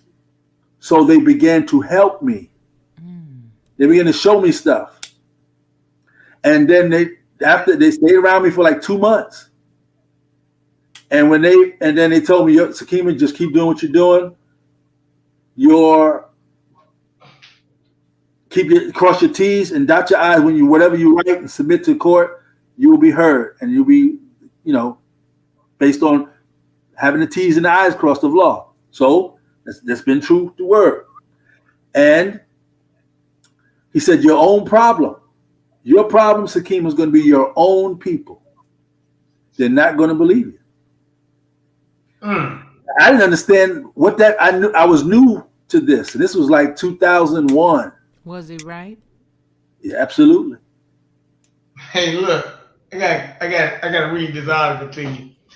It's from the Blaze News. Democrats are pressuring companies to censor text messages about Biden's pandemic response. I'm gonna read probably like a paragraph of it. Allies of Joe Biden are pressuring phone companies to censor text messages that might carry this information about the administration's response to the pandemic. The Biden administration is taking more aggressive action on what they consider to be disinformation from critics on the right. Left-wing groups like the Democratic National Committee are planning to engage fact checkers to fight back against dissenting voices. They face blowback for saying going door to door. He admitted he was unable to fulfill 70% of the vaccination promised by July 4th. Many on the right accuse him of tyrannical government overreach, but Fauci says that Fox News, whoever, is saying that they are visiting a bunch of federal workers knocking on the door, telling you that you got to do something you don't want. It's trusted messengers who are part of the community doing that, not government officials. But I don't even care. A strike force is normally regular people. Obama even told you in 2008 that the military not big enough. We're gonna have to start using community people to go out and do jobs for us. He said that. So that's what Black Lives Matter and all the other crap is. And the people they infiltrate into government, but here's the kicker. We are steadfastly committed to keeping politics to get every American inoculated so that we can save lives and help our economy recover further. Now, first you said it was 70%. Now it's every American. You switched the language, so you thought you were looking for a certain number, which I knew you weren't looking for a specific number. I knew you were going over the top. And I heard, and the guy said it right on CNN the other day. He said it, I was on off. Came out and said it, that it's our right to know, because we gave our stimulus, that whether you got it or not. Then another guy, and then he tried to walk it back the next day. He said, take it out of context. No, I heard what you said. Okay? Right. Now, but here's the only problem. Here's the thing with that. I'm trying to pull it up now. All the Republican states have come out and said they are not allowed in our state to go door to door. Good. So they're only going to go to Democrat states. Tell the truth. Which again, a lot of us so-called black people. Now, could you go to a Democratic city in a Republican state? Can't come into the state. Okay, gotcha. Governor said so. All right. What people don't realize, slavery was started by the Democrat Party government officials. Tell the truth. Thank you. The KKK was created by Democrat Party government officials. Thank you.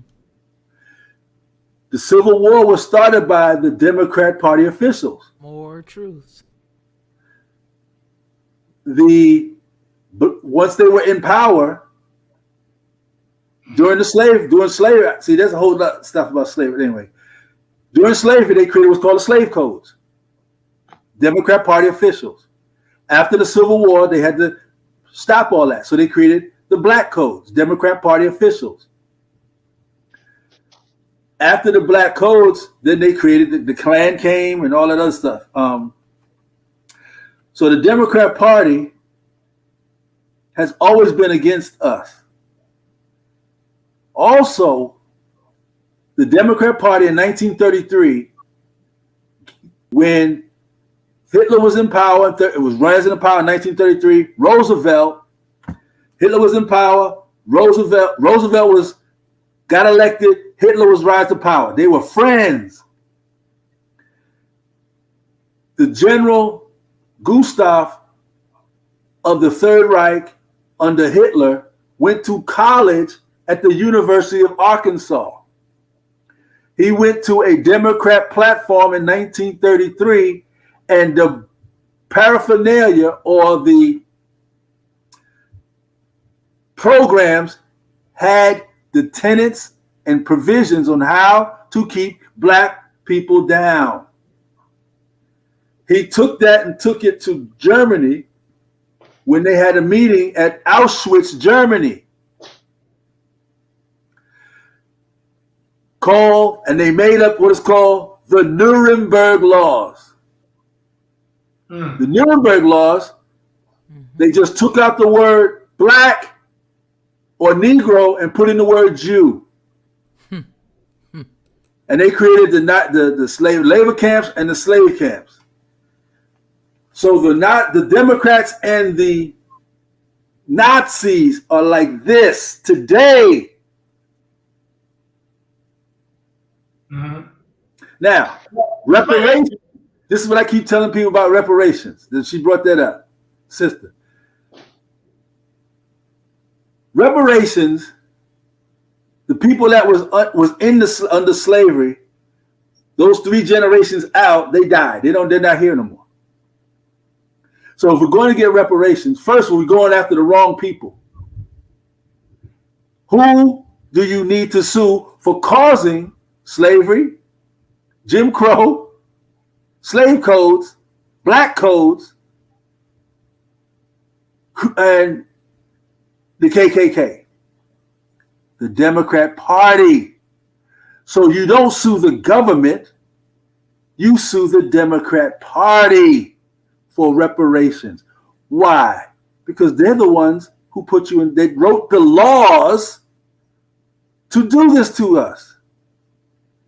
The so-called Jews of Germany, they didn't sue the German government, they sued the Third Reich. And through the government, they got their money.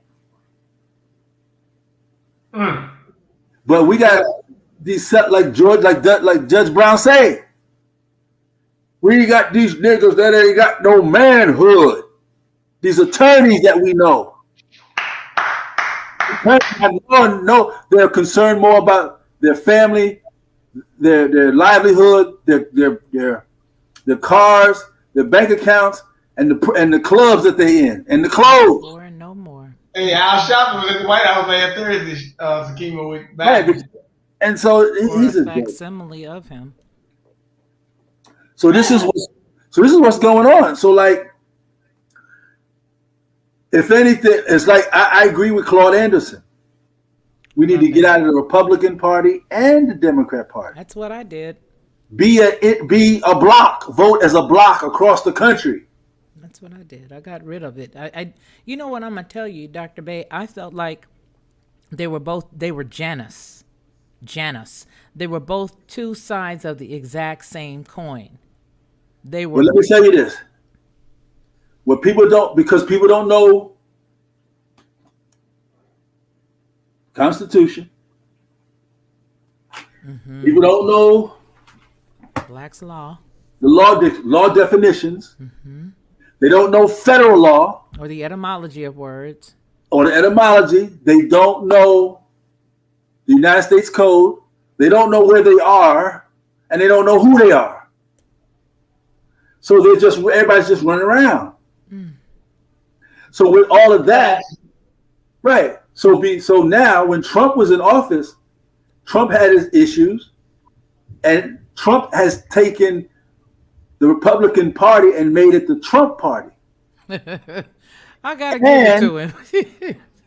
The Republican Party today is more or closer to following the Constitution than the Democrat Party ever will be. Who is the Democrat Party now? Who are they? I mean, they're not even Nancy Pelosi, Chuck Schumer. I don't mean like that, BJ. I mean, okay. So, for example, I tell people all the time. I said, well, most of these folks have been purchased, And so the Democratic Party that your mama and them, great grandmama and them, because I've never been of that persuasion. But my point is, they're not even who people remember them of being, because now their robe is slipping, the little mask is slipping, and so now you're able to see, because now somebody got some fire under them, and now you're able to see exactly who they are if you want to see. If you want to see.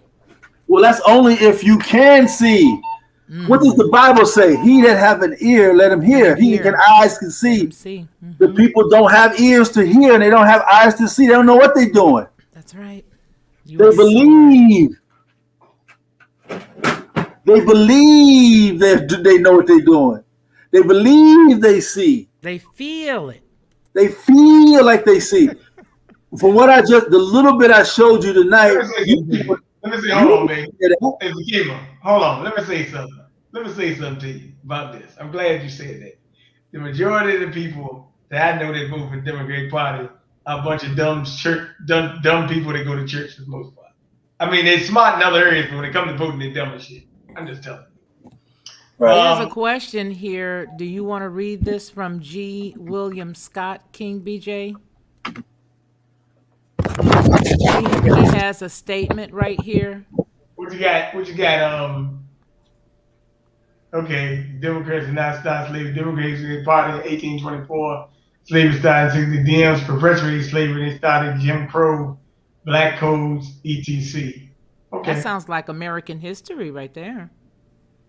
I'm being facetious, G. William Scott. I'm picking with you. Nah, you got it. We got great show. You bring it up, but what you got? What? Oh, I thought you answered the comment. I didn't know. Okay. What did he say? Because I thought he was going to show something. He said the Democrats did not start slavery. The Democrats became a party in 1824, and slavery started in 1619. The Dems perpetrated slavery, and they started Jim Crow and Black Codes, etc. That's incorrect. Not 1824, 1854. And what was? Put that back up. What was that second part? It said, 1619. Now, they're pushing this 1619 project. Slavery didn't start in 1619. Nope. Slavery was going on worldwide prior to 1600. But it was official in America in 1400. Yes. 1400 to 1490 to 1699. Those people that were slaves were called indentured servants, and they were all Caucasian. And it was not the type of, when you think of indentured servitude, right, Dr. Bay, you're thinking of an employee type of setup, which is obviously where the labor laws came in. Would you agree? It was more than that. Okay. There's a book you can get. It's called Immigrants in Bondage. Immigrants in Bondage by Peter Wilson Coldham. One word. Cold. Spelling that with the I or E. Immigrants with the E or the I. I. By Peter Wilson Coldham. That book has the manifest of who were the indentured servants. The slaves from Europe. The ship they were supposed to be on. Their names. Who they owed and they were slaves to, the destination, and how long they had to be an indenture. Those were all white people, Caucasian. That was the original slavery, the indentured servant. And after the Civil War, they never were freed. This is why these Caucasian groups today, the boys in the woods and all the white militia groups, because they found out that they're still slaves. The 1619 project is fake. What they're trying to do is to bring these white indentured servants who still have never been freed into the reparations argument, to take our reparation. Mm-hmm.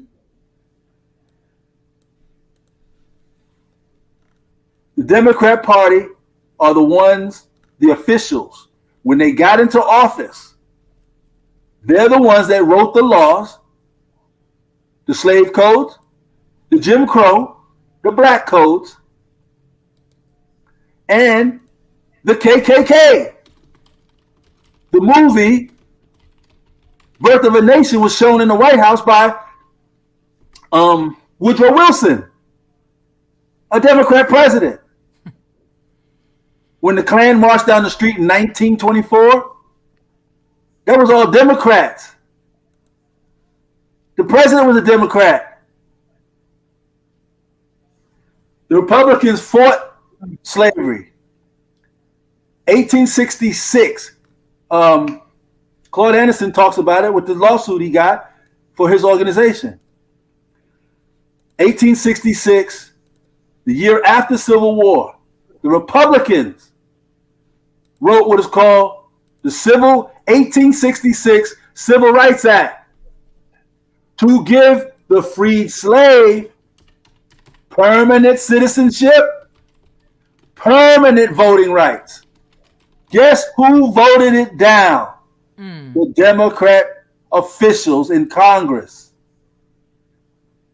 So well, speaking of that, I got one more thing to ask because it's been a lot of motion going on in the last couple of weeks with this.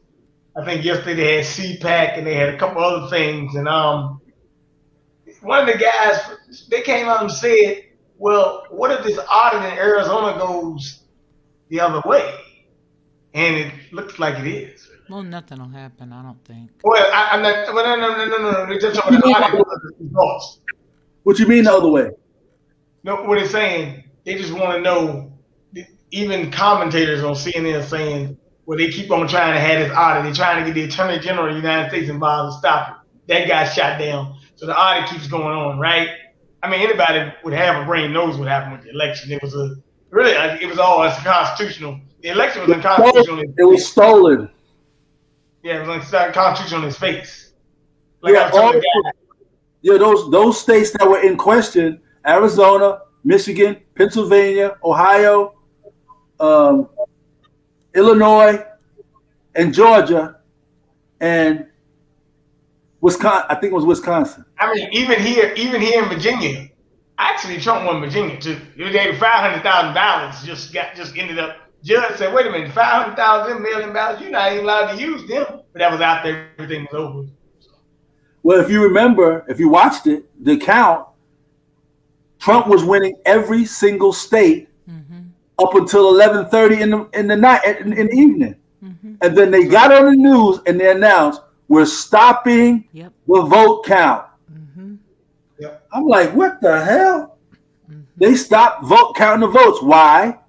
Because the algorithm from the Dominion machines and the Smartmatic software that was used to swindle the election in Venezuela 3 times was brought to America to use in this 2020 election.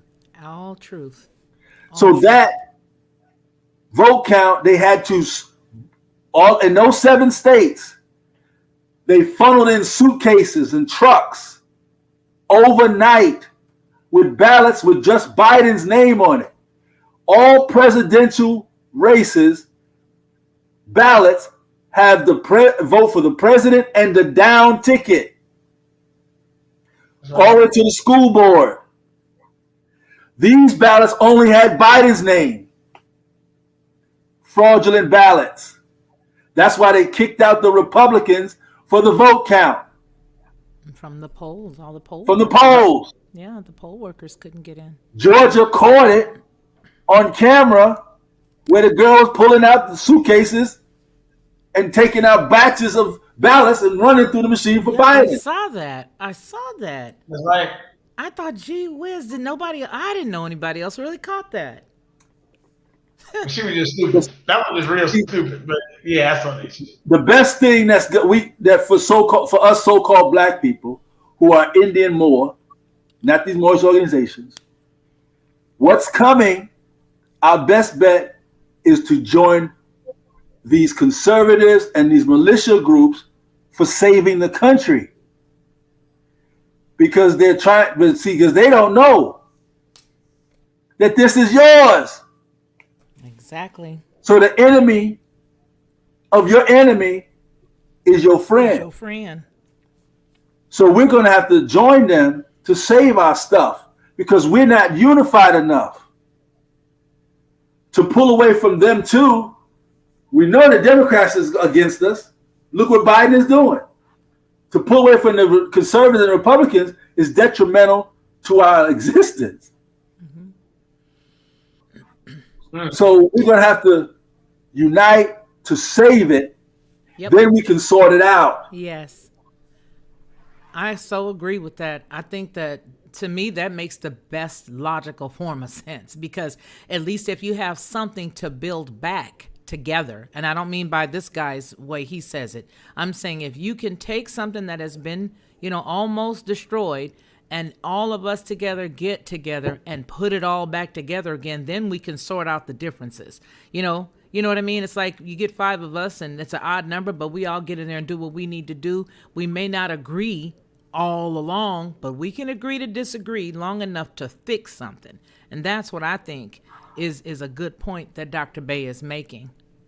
Right, and everybody looks at Candace Owens, right? Oh my. They don't say, "Oh, she's a sellout." No, she gets it. I don't want to talk about her. Well, that's because you don't want to talk about her because you don't have enough of the law to understand. So I think the reason why I don't really particularly care for her, and it's not necessarily, anything, I just feel as if for us, I hear what she's saying. She makes a lot of good sense, but there's a lot of things about her past that I think are prevalent enough for me to stand to make a mention of. The first thing is I don't agree with anybody being able to dox anyone, and that's one of the apps and one of the things that she started. I have a whole story that I've done on her. What is dox? Well, she actually had an organization that she created that if you don't like something somebody is saying, if I don't like what you're saying, Dr. Bay, online, there's a way that I can pay a fee, find out who you are, and then I can plaster all of your information legally online to have people basically assault you. Now, I did the story about maybe 8 months to a year ago. And I just be honest with you, once I started digging and doing my investigation, I see that, you know what, hey, she's great for what she's doing, but me personally, I like everything black, if you want to call color black. If I'm going to have me a husband, he's not going to look like something that's been against me. Moreover, I'm not going to equip people with an app that would enable folks to find you. If I don't agree with you, there's no way for me to have somebody come and follow you. And that's exactly what her app did. She had an entire organization that was dead set on doxing people, putting out your personal information, even beyond the stuff that is public. And so I had a problem with that. Yeah, I remember that, but this is the reason why she did it. Because of the things that people were saying about her. And that may be so. That may be so. But to me, it's almost... Well, that's why she did it. Well, to me, it's a little bit for me. Okay, first off, I just believe in us more than for me to say if any bad relationship I've ever had is going to have me having anything that's not my color up against my skin. That's just me personally. The second piece that I have with her is that it seems like every time they need somebody to come out and stand for something, they pull her face out. And I get it, girl. You got a great PR person. You know what I'm saying? You got somebody who knows how to get you those jobs, and that's good. But I just am a little bit more for us than for me to throw us under the bus. Now, let me give you an example of that so that I can qualify this. There was a point where she was talking about Cardi B after another white guy started talking about Cardi B. Now, Cardi B does identify with us because she's Dominican, and if we do know our history, we do know who Haiti is and how that is just divided by a little bit of water, those two areas, all the same topography, but just divided by a little bit of water. For me, I would have said to this gentleman, yes, I do think it's unfortunate that they used Cardi B to do X. But then I would have looked over here at the president or the president elect, and I would have dealt specifically with Biden. I wouldn't have dealt with Cardi B. Why? Because that's low hanging fruit. We already know that she was a stripper. We already know that she's a rapper. We already know all the obvious that was low hanging fruit in order for her to pick on Cardi B. So for me, I feel like Cardi B though. No, I watched the whole interview. No, but did you see the first I tweet? saw the man's. I saw the man's interview. I saw the interview with No, Biden. I'm talking about the interview. I'm talking about way before that. Cardi B was asked about Candace, and she gave a negative report, and that's when Candace came back at her. So you remember the first person who did it was Candace. Then they asked Cardi what she thought about what Candace said about her. And instead of Candace taking the high road saying, you know what, I'm not going to be divided amongst a woman of color, what I think is X, and just stay to the facts as it relates to us. All right, so let me ask you this. Let me ask you this. Would you agree that we're in danger? I agree that we're in danger. All right. So these little tweets, statements, things that are said by this person and that person are so irrelevant. They are. Because we're in war, Felicia. Correct. So to have a personal grudge against someone, hold on. So to not like somebody who's for the things that we are for to save our own ass, we're in war. We don't have the luxury to pick and choose certain things. Yes, she married that white boy. I don't like that she did either. But the very fact strike one that she's talking about the things that I know and that we need to do to save our inheritance. Dr. Bay, give me the platform and I'll do it better. But guess what? I won't throw you under the bus when somebody finds you wearing a pair of white pants in September. So do you feel what I'm saying? Do you so see what I'm saying? Well, I agree with you. What? I agree with you, and I respect you, because you know what? This right here again is another thing of low hanging fruit. So I respect you. Right. I know what you're saying is right on a lot of this about so much bigger. Yeah, and it is, but we don't have time. We don't have the luxury. So let me make sure I understand what you're saying. So what you're saying is, since she's already got a seat at the table, maybe we need to snatch her and tell her what she don't need to say no more. So that way people like myself, who's in their late 50s, don't feel like snatching her when I see her in the bathroom at the Waldorf Astoria, and tell her, you know what? Like what you're doing, sister, but quit throwing us up under the bus in order to make the person who's paying you feel good. Because every time she needs something, they drag her out, and she does not speak for all of us. And I agree with you. I don't sit back. I don't speak for all of us. Damn these black people. This is what I'm saying. We're too emotional. We're too emotional. Point taken. Well, we're at war. Yeah. And see, men. And this is not a thing. This is not an attack on women. Men are the physical warriors. Women can be, but our nature is that. That's right. We're in war. We're in war. We're in war. We don't have a luxury. Yes, sir. Damn what she's saying. She still didn't Jesus say when Peter said, those people over there, and I'm not, those people over there, they're preaching this. They're preaching that. What did Jesus say? If they are not going against what I'm teaching, let them alone. They're not against us. They're for us. Yeah. Come on. Yeah. I mean, I feel you, and I'm glad that's where we are. I'm glad we had a little bit of excitement going on there for a second. we had to stir it up. It was just going a little too smooth. Well, we got to have a little bit of But look, let me say something because I gotta to say this. With her, I look at it, she does some throwing in the bus, but when it comes to political information, she is most of the time 90% at least on point when it comes to political information. That's why I look at her. I just look at her to give a message, but I don't really look at her like some type of savior or something like that.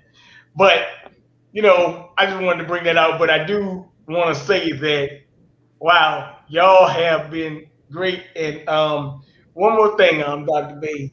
So I know I was on Miss Lockhart's channel the other day, and I had an interesting panel. I mean, please, when you get a chance, go on her show because they would love you on there. I'm just telling you. And but I wanted to say that we had a little side show, and I really shouldn't bring this up, but I'm going to bring it up because it was an interesting topic on our channel.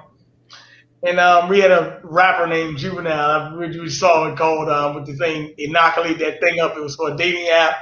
And you said that a lot of people are out of their mind, but this is really out of their mind when you make a song to try to tell you to take a shot, right? What do you think? Hell yeah. Don't y'all remember the Tuskegee? I know I'm old. You're not old. We're old. You and I are old. The Tuskegee experiment. Yeah. Was worse than this. Yeah. Anytime the government wants to give you something, you know what they're doing in New York? I'm from New York. My mother's still up there. De Blasio just lost. They got a brother who's now going to be the mayor. He's from Brooklyn. Or, no, Queens. I know about him. Yeah. De Blasio, guess what he did? He was offering people $1 million and free tickets, free food, if they go get the vaccine. Now, isn't that against the law? Because it's not even a real thing? No, Felicia. It goes against the Nuremberg Code, doesn't it? No, Felicia, because it's coerced. No, you don't have to accept it. That's true. You're right. So what do you mean? It's not. It's if you don't have control of your mental faculties, unethical. That means King BJ can talk to you in such a way that you get out your house, go to his house, and stay with him for X amount of time. And that would never happen. Well, because you are not influenced. That's right. Well, we don't have to. Just because they offer, we don't have to take. Right. The reason why some of us do is because there's no moral discipline. Come on now. That's right. We're not disciplined. We're not. And because we're not disciplined, we go with every wind and doctrine. We swaying and swaying because we're not grounded in nothing. This is we don't know the hell we are. This is so good. African American, black. This is juicy. Hey.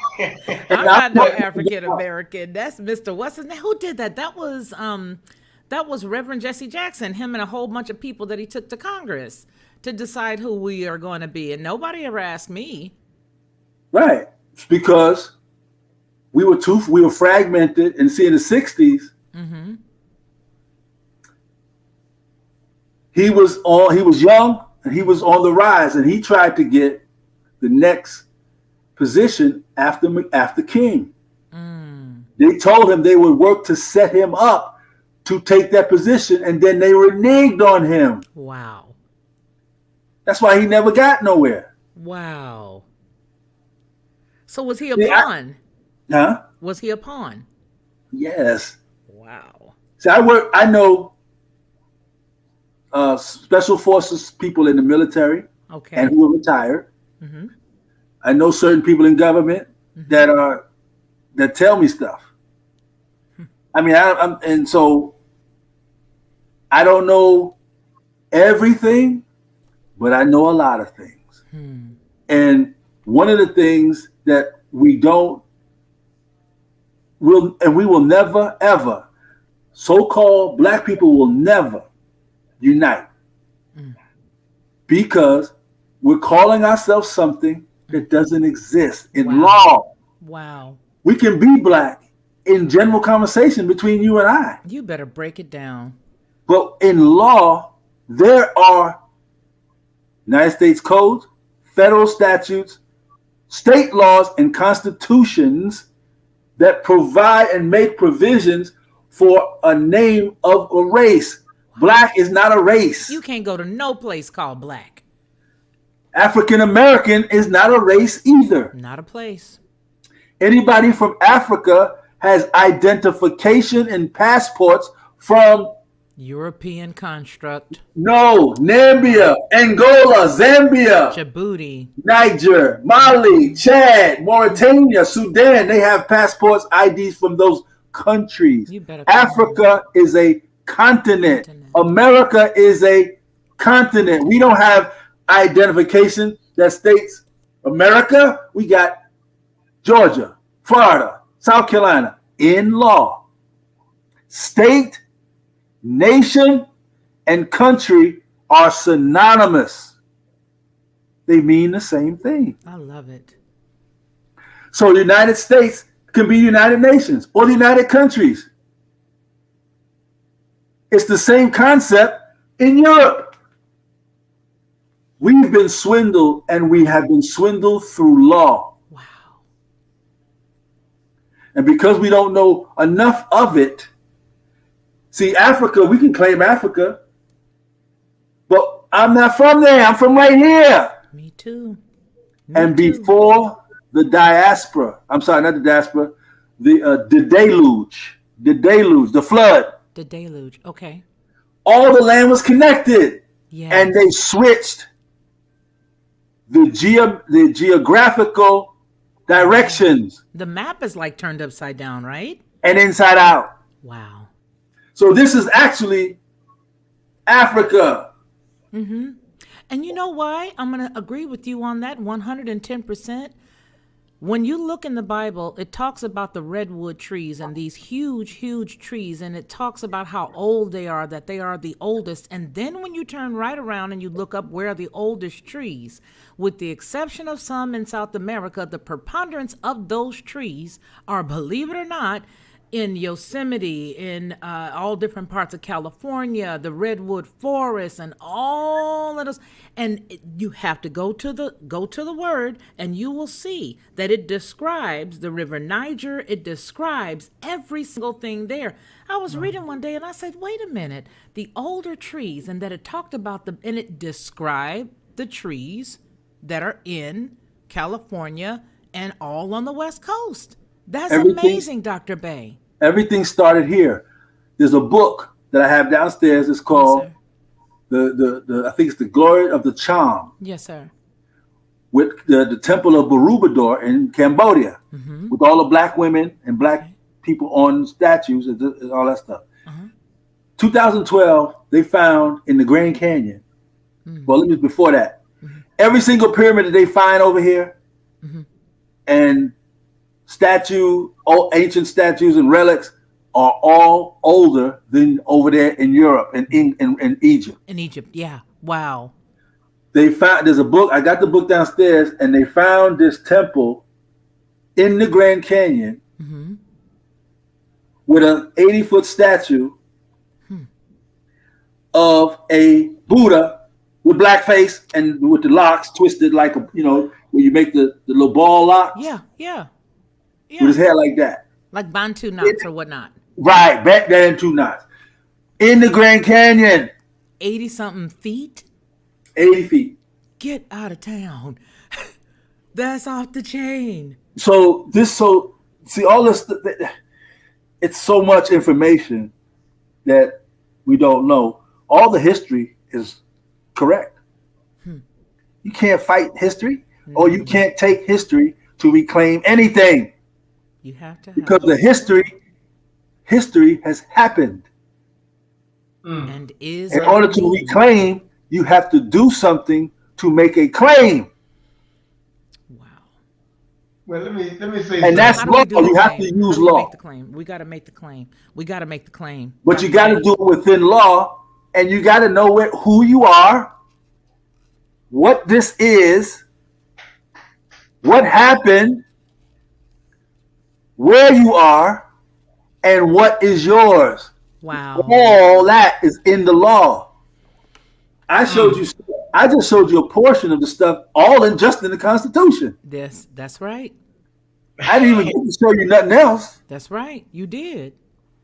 But I mean, that's in and of itself, that's heavy. And that little bitty paragraph, he said a lot King BJ, in that little paragraph of the preamble, he broke down a whole lot. That right there shook me to my core. Not to mention the other stuff that he's talking about. Credit for that. He's off the chain. He's off the chain. Well, hey, Dr. Bay. Yeah. Before you go, I need you to put because I mean, you've been on here before. People need the information because you were driving. Well, see, I've never seen him before, and I'm like, hanging right there. Where let me just find his IG so I can just follow next place he goes. I'm like, where he at? Don't let me in Atlanta. You can leave phone number right now. You can leave your phone number right now. Okay, let me show you this right quick. Okay. United States government. The United States government in the family of nations vaccination declaration exemption. And then it goes through. This is something we put together for that because we are in the United States. We're not in the United States of America. Is that the LO? Is that the incorporation? No. The second one you just mentioned. No, that's okay. Okay, how many United States were mentioned in the preamble? Just one that we saw, the United States of America. How many? It was just the one that was in the United States of America. Pull it back up. Okay. Here I've got the Civil Rights of 1866. Lord help me. Let me come out of here. I know. I love it. I just love it. I mean, I love it when I'm wrong because that means I'm learning, and I like that. What's the sense of being alive if you can't learn? Pull it back up. Preamble. Yes, sir.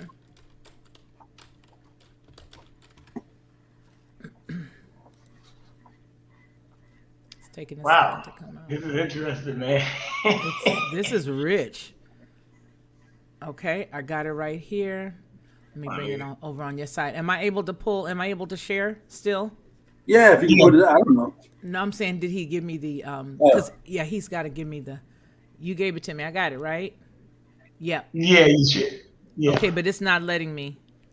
You got to give me permission. I got you. Okay, Coming up right you. now. All right. What does it say? Read it, Felicia.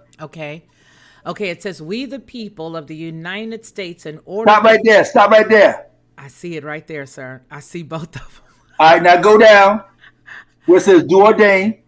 Do ordain and establish this Constitution for the United States of America. So there are two... Now go back up. Yeah. We the people of the United States. There's a comma. Comma, in order to form a more perfect union, comma... Well, the comma after states is deliberate. Wow.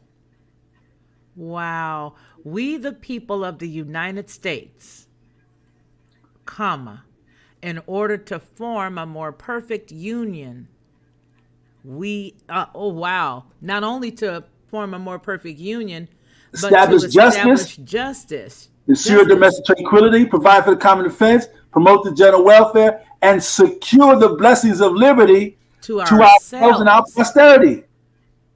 We Moors, autochthon Indian people of the United States, do ordain and establish this Constitution for the United States of America. Oh, wow. Didn't I show you in Article 4, Section 2, it said, citizens of each state shall be entitled to privileges and immunities? Yes. Yes. Yes. Citizens of each state shall be entitled to all privileges and immunities of citizens in the several states. So who already has privileges and immunities in that sentence? Wow. The citizens. Which one? Of the state. It says that? The citizens of each state shall be entitled to all privileges and immunities of citizens in the several states. Listen to the question. Who already has privileges and immunities in that sentence? Move out of the way. No one. It says that? No, it says that the citizens of each state shall have the privileges and immunities of citizens in several states. Who already has them? We the people. It says that? Well, no, that's what it said at the top. No, you got just a sentence. This is the thing about law. Remember when you was in school, Felicia, read what's on the paper. Stop adding. Okay. Okay, let me ask it this way. Okay. Who's entitled? Just We the are. citizens. Just It the says citizens. that? No, sir. What does it say? Oh my God. I don't know. Well, let me I'm help. looking at it. Help me, please, because The I'm literally citizens, looking at see, it.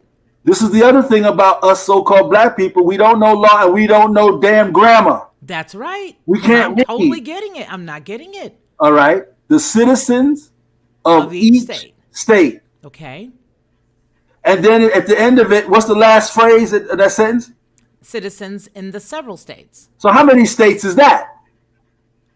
Well, the 50 states? It says that? No. Read what's on the paper. Okay. Immunities of citizens in the several states. All right, let me ask it again. Citizens of 13 each states? Okay, go. citizens of each state. You see that? Yes. And citizens of what? The citizens. Oh my God, I don't know. Just tell me what the answer If you is. no, you have to see it in your own brain. Your Okay. brain, your own mind has the light switch has to turn on. Okay, so the citizens of. Come on, man. I love it. No, keep going. Don't stop him. Okay, the citizens Right. of each state shall be entitled to all privileges and immunities of citizens in the several states. So you have the citizens of each state. Okay. It says it, right? Yes, it does. And then it says the citizens of the several states, right? That's right. It does. Which one of those citizens are entitled? The citizens of each state And they're entitled to what? to the immunities And and privilege. privileges So of the that means citizens in the several word states. of is also like the word like. Yep. Yes. So the citizens of each state are entitled to what? To the privileges and immunities Because the citizens in the what? Several in states. the several states. Already what? Can All I say? Can I? Ready, already. Can Okay, I phone a friend? no. All right, let's do it this way. The citizens of each state Oh, funny, man. shall be entitled to all privileges and immunities like citizens in the several states. Okay, because we're switching out of. Got it. Okay, I see that. Yeah. So who already has privileges and immunities? We do. I do. No, it don't say that. No, it doesn't. What does it say?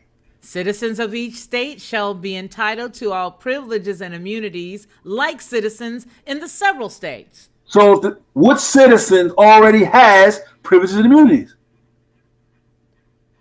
The American The citizens of each born, right? state. No, the citizens of several states.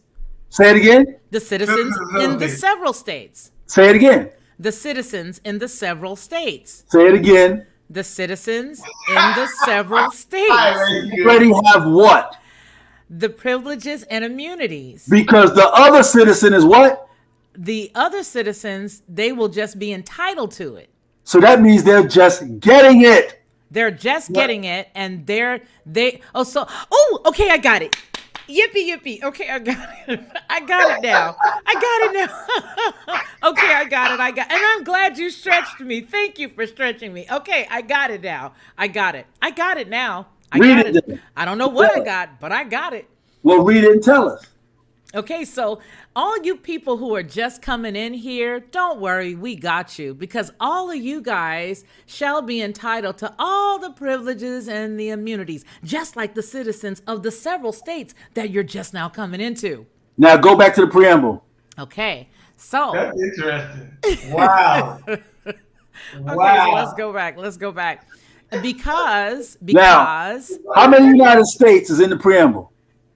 say it again. How many United States are mentioned in the preamble? There are one. No, 48. No, It says that? there's only one United States, and then there's another one, the United States of America. So, Felicia, Yes. how many United States are mentioned in the preamble? Two. Name them. The United States and the United States of America. Do you see that? Yes. How many? Technically two. Yeah. No, I know technically. It's two. What do you mean? It's technically. It's right there. Yes, sir. It is right there. Yes. How many? There are two. Name them. The United States and the United States of America. Now, which United States already has privileges and immunities? United States. Which one is now entitled to get it? United States of America. Do you see that? Say it again. Do you see it? Yes. Because it says, do ordain and establish this Constitution for the United States of America, who are the citizens of each state, who are now entitled to get privileges and immunities, like the people of the United States who are the Moors Indian. Yes, because the M-O-R-E is literally the M-O-O-R before the transliteration, before it changed. M-O-R-E is the old French spelling. Old French, yes. Man, you are really breaking this thing down, man. Hey, I'm look, loving man. it. I'm loving it. I'm like, rubber band man. So no more ever again. All right, so let me say it this. Let me do this. So that's how many United States is the preamble or the Constitution? There are two. All right, that's two. There's a third one. That was created in 1781. Wow. Called the United States of America Incorporated. Yes. That's right. In Delaware. Okay. It is the corporation. Okay. It was created in 1781.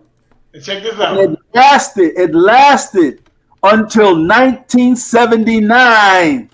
And where's Joe Biden from? Delaware. And it changed.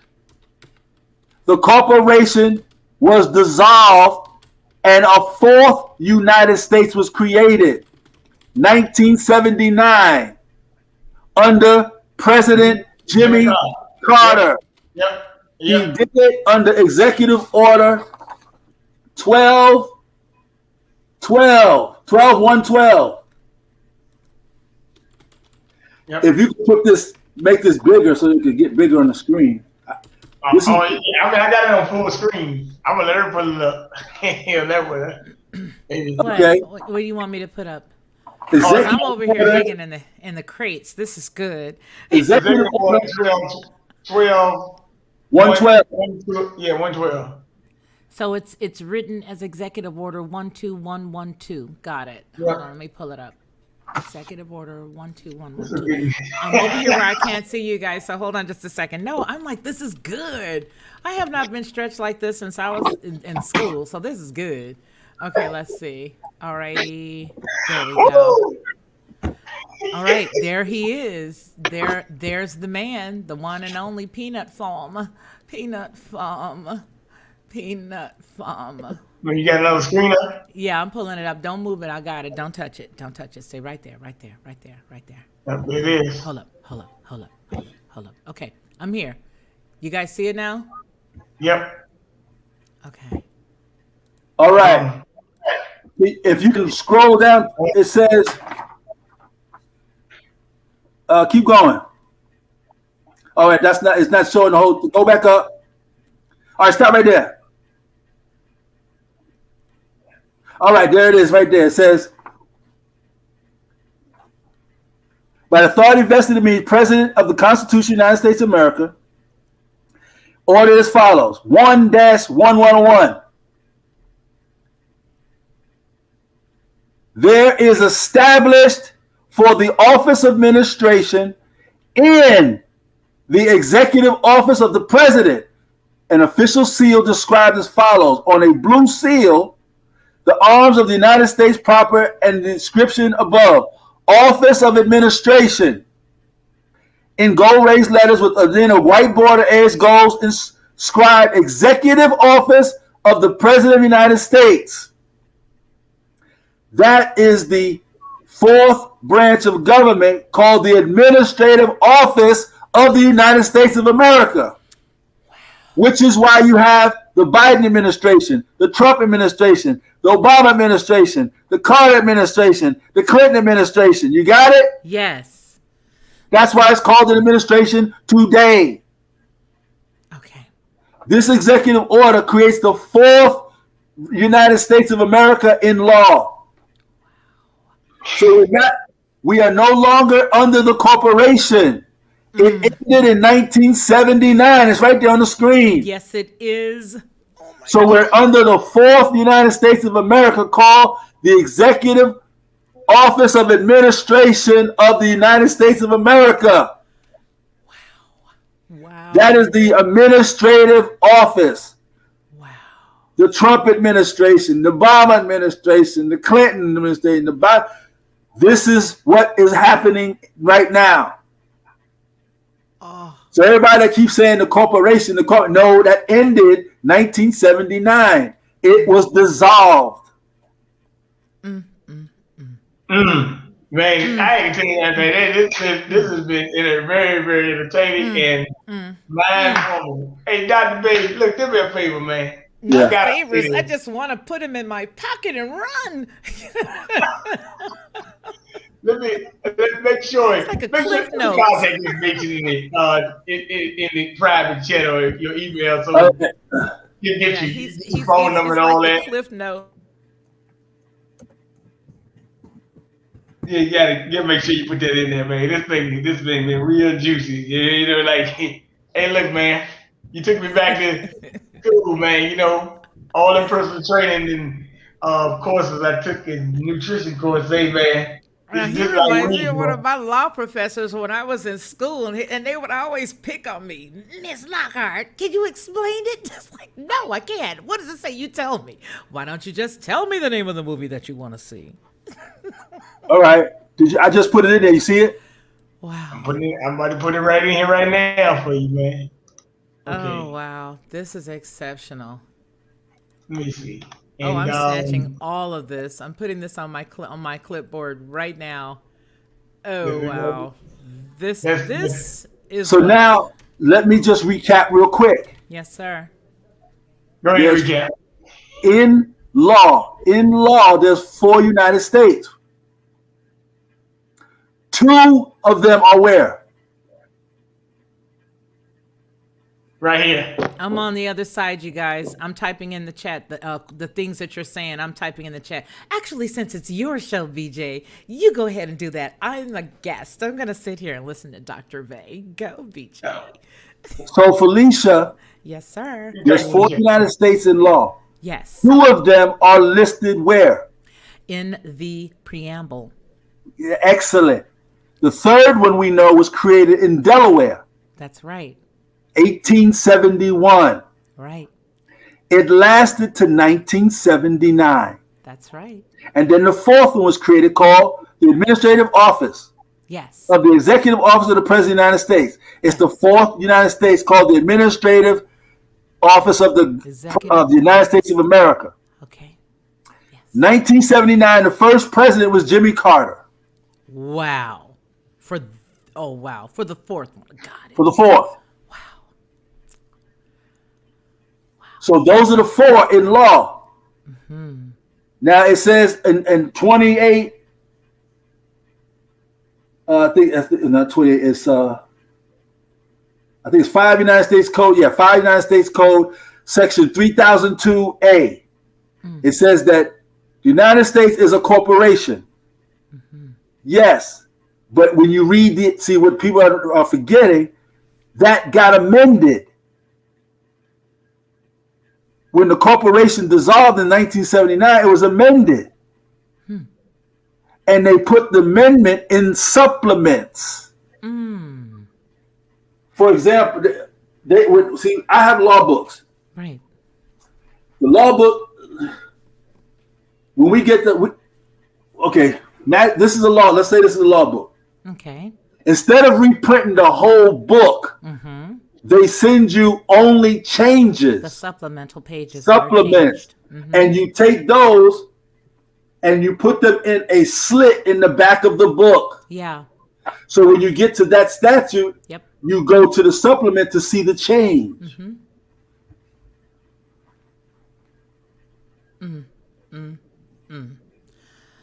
Whew. I have been. Well, I'm at school now. All I can say is, "Oh, Frankie." Well, well, All I can do is say, "Oh, Frankie." school days. They call it they call school days of you. But I will say this, Dr. Bay. You know what? Okay. Well, This let is me see. exceptional. Thank you so much for this today. It just added the cherry on my day. And you know what's been going on with me since Saturday when they axed my channel for telling the truth. I got 7 days until I can come back and be nice and be Well, kind. I'm actually upset they asked it because I was on it. You know, I was the first time you showed, so I didn't want them to ask someone Well, with me they on didn't axe it because of you, actually. it. What happened was they said that we were giving out medical misinformation.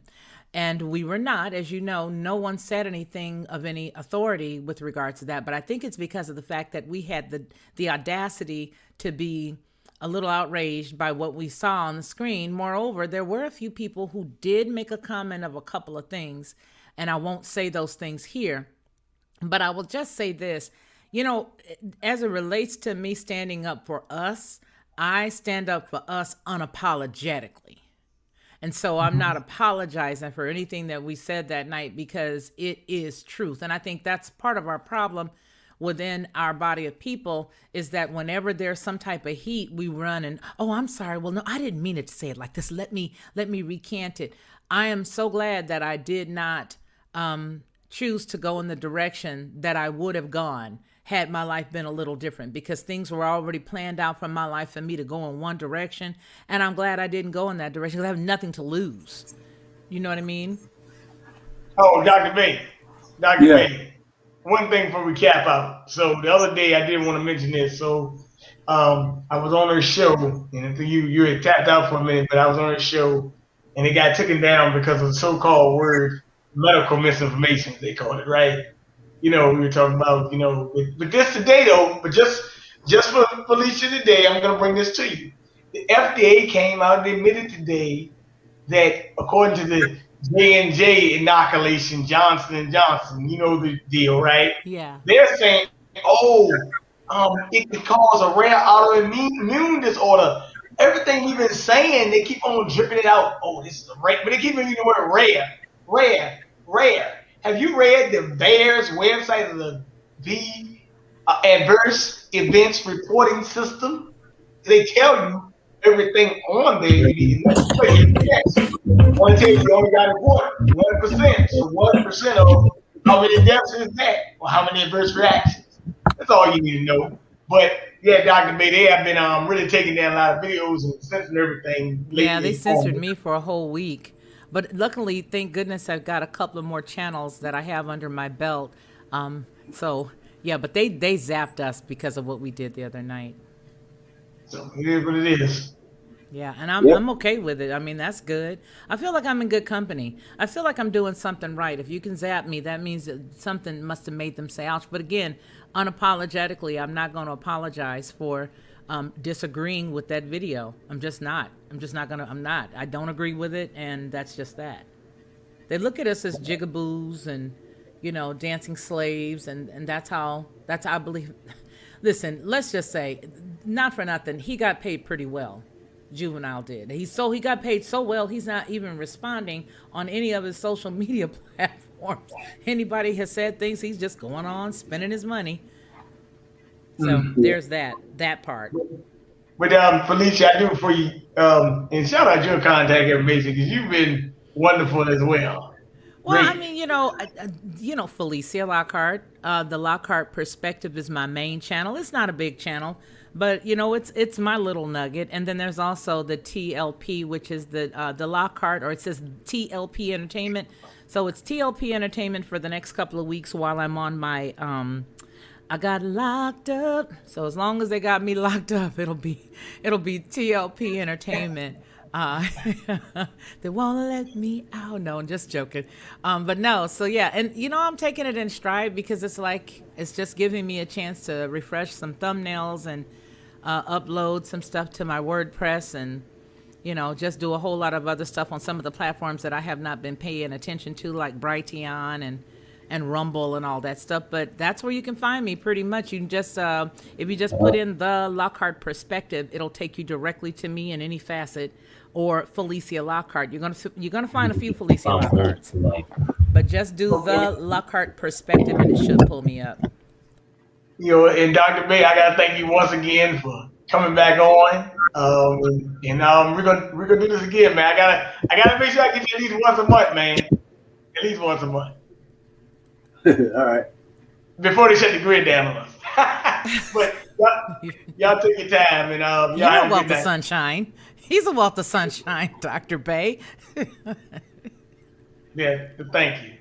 I just glad I was able to be this young gentleman that brought y'all on, because I do respect, well, these elders and olders, and y'all actually are breasting now, so we're gonna call y'all the elders, not the olders. Hey, you gotta get respect for me, because a lot of olders I do not respect for the stance they take in life, but that's okay. But I won't take y'all time, and y'all just go in peace and be blessed and take your I time. sure appreciate you. Thank you so much. Y'all take care.